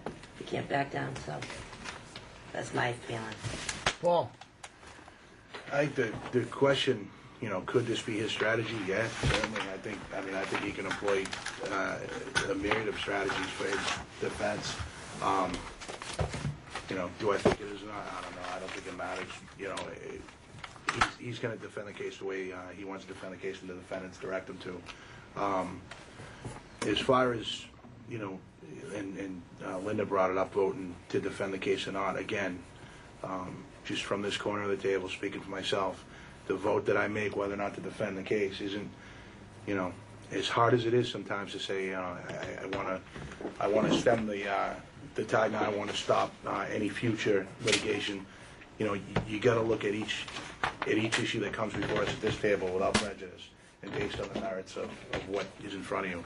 And that's what I did, not based on the fact that I'm nervous that other people will come and sue the town because of decisions that other boards make. I was pretty clear in what I felt about the merits of the case after sitting through many of these meetings, and I made a decision that I thought was appropriate based on this case. No future case, no past case, and that's it. With that being said, the board voted that night to defend 3-2. We act as a board. We have defense attorney now. I think he's been clear of what he's going to do going forward. So I think we move on. Okay. Anybody else? Lorraine, you always sit so patiently. I just have a question about water and sewer, so Forget about it. My only other question would be to Attorney Perkins. We gave you what we believe, what Paul and I believe are answers to the ADA's letter. So I'd like to hear your comments on it. They did a very nice job. Can you stay so that we can finalize this? Are you going to be the responder to the district attorney? I think that the the Board of Selectmen, as I heard the We're last going to meeting, respond directly, so it doesn't... Yeah, the cover letter signed by Okay, so Phil and we I. don't need I think- anything. Now, Attorney Perkins, I saw, was it a draft that you had responded to the ADA? Did that ever get sent to the ADA, or is that? No, No, at our last meeting, when I was last before the Board of Selectmen, that issue was discussed but unresolved. I mean, I think our response, comes from this board. If Attorney Perkins wants to. No, you're right, you're right. Assistant District Attorney, I think he has the right. I agree with that. Anybody disagree with that? Do I take that to mean that the letter that I drafted last time I can send on behalf of my clients? Sounds right to me. But, wait a minute, now I threw something new in there. He disagreed with the attorney's findings and said that we would comply. You wrote a letter, and you want us to approve the letter? I think that's what Mr. Feeney just raised. I wouldn't think that we would approve it. I think, I would support the fact that you have the right to, as our attorney, and somebody that was named in that ruling, to respond as you see fit. I don't think you need approval from this board. I don't see it as part of our record, what you have to say. We've tried to clarify, the subcommittee and the persons who participated tried to clarify the errors that were identified, the factual errors that were identified. If you want to write something else, fine. If it's in front of us and we need to read it, vote on it. I think you saw it several weeks ago. Yeah, we did. Forgive me, but I can't recall it now as to be able to vote on it, include it if it's not here in the package. Do you think, though, Sam, that you would need our vote to respond to the Assistant District Attorney? I think the way we've handled it tonight, and I'll certainly take this direction, is that if the board says that I can go ahead without taking a formal vote, I'll go ahead. I mean, I would support that. Regardless of what's in it, I think if Attorney Perkins wants to respond to the Assistant District Attorney, he has every right to. I think that would be consistent with the discussion we had about half an hour ago. Yeah, Absolutely. Yeah, I think that's appropriate too. If I were in your position, I probably would want to file my own response, regardless, to clarify certain things that were on the record that may have been inaccurate from your point of view, if that's what you intend. Is that what you intend? My intention is to clarify the record. Obviously, I don't have a dog in this hunt, except perhaps a certain amount of personal feeling about his response, but I'll do this on behalf of my clients in this litigation. We did say as a board, and all board members can correct me if I'm wrong, that we did not intend to fight the district attorney's finding that there was a violation. Well, I think the timing of this, and certainly the tone of the subcommittee's letter, make that crystal clear. Okay. Bob? Okay. Just want to make a comment that within the open meeting violation, assumed or actual, since we followed Attorney Perkins' recommendations that morning, both at the park and here, I think it would behoove Attorney Perkins to explain his thoughts, not our thoughts, but his thoughts to the ADA as to why we did not violate the open meeting law.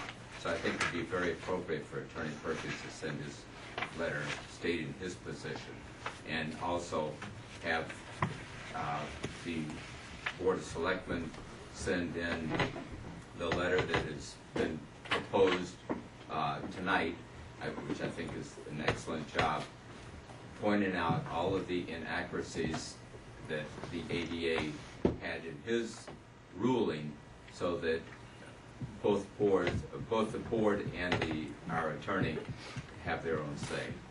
So I think it'd be very appropriate for Mr. Perkins to send his letter in. Thank you for your opinion. Anybody else?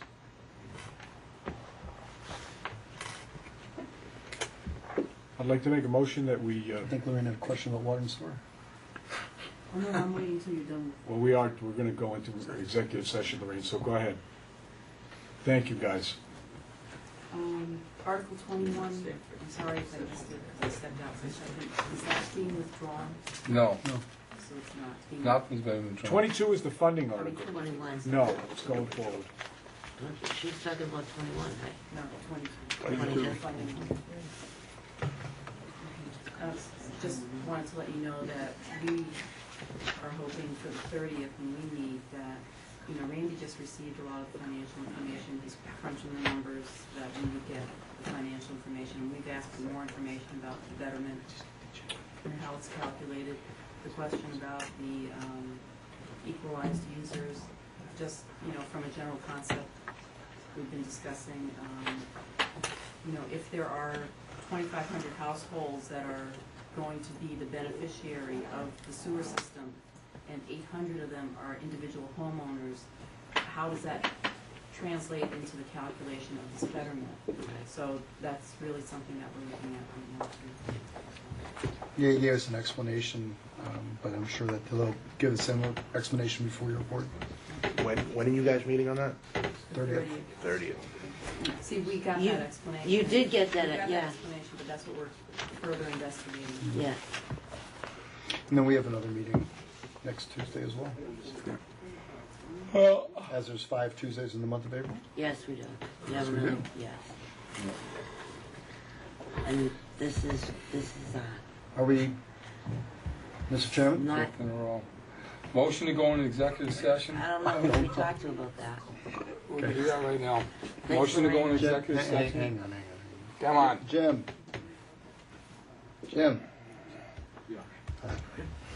We all done? He wouldn't let me make the motion. Are you leaving? Yeah, no, we don't need you, Sam. Well, it's, What do you need to go home? Let's adjourn first, yeah. Well, I guess. I'm happy to stay for Well, the we're- executive session if you think I can be. We're talking about the executive minutes from yeah. that. I would certainly want him to stay for the 12 minutes. you're talking Well, I about. guess you're not going home yet. Just let me, no, I'm not leaving. Excuse me, I'll be right back. Hopefully it'll be 1 minute. Now, what motion do we want to make now? Well, at the risk of making a motion without submitting it to attorney in writing, I make a motion that we enter into executive session for the sole purpose of reviewing the possible release of the Selectmen's executive session minutes of February 12th, 2008. We also are going to review continued collective bargaining issues with the Foxborough Police Department. Upon conclusion of which, we will exit executive session and re-enter open session. Second. Pauline, I got it. Again, compliment you. You sit here for hours and you write down this stuff, and then 2 weeks goes by and I nitpick a word. You are really entitled to my a pat on the back, okay? It's getting late, but take it for granted for what you're doing. Thank you. Hey, Pauline, if you want to drive with me to Suffolk Law tomorrow and apply for 3 credits after this discussion tonight, I think it's appropriate. I really We're well take it on for our way granted, towards a and law I degree. shouldn't. Thank you. Well, it is We have to vote. Administrative Professionals Day tomorrow, so you could, Is it? All those say your thanks in a different way to Pauline tomorrow. all those in favor? Aye. Aye. Opposed? None. Thank I don't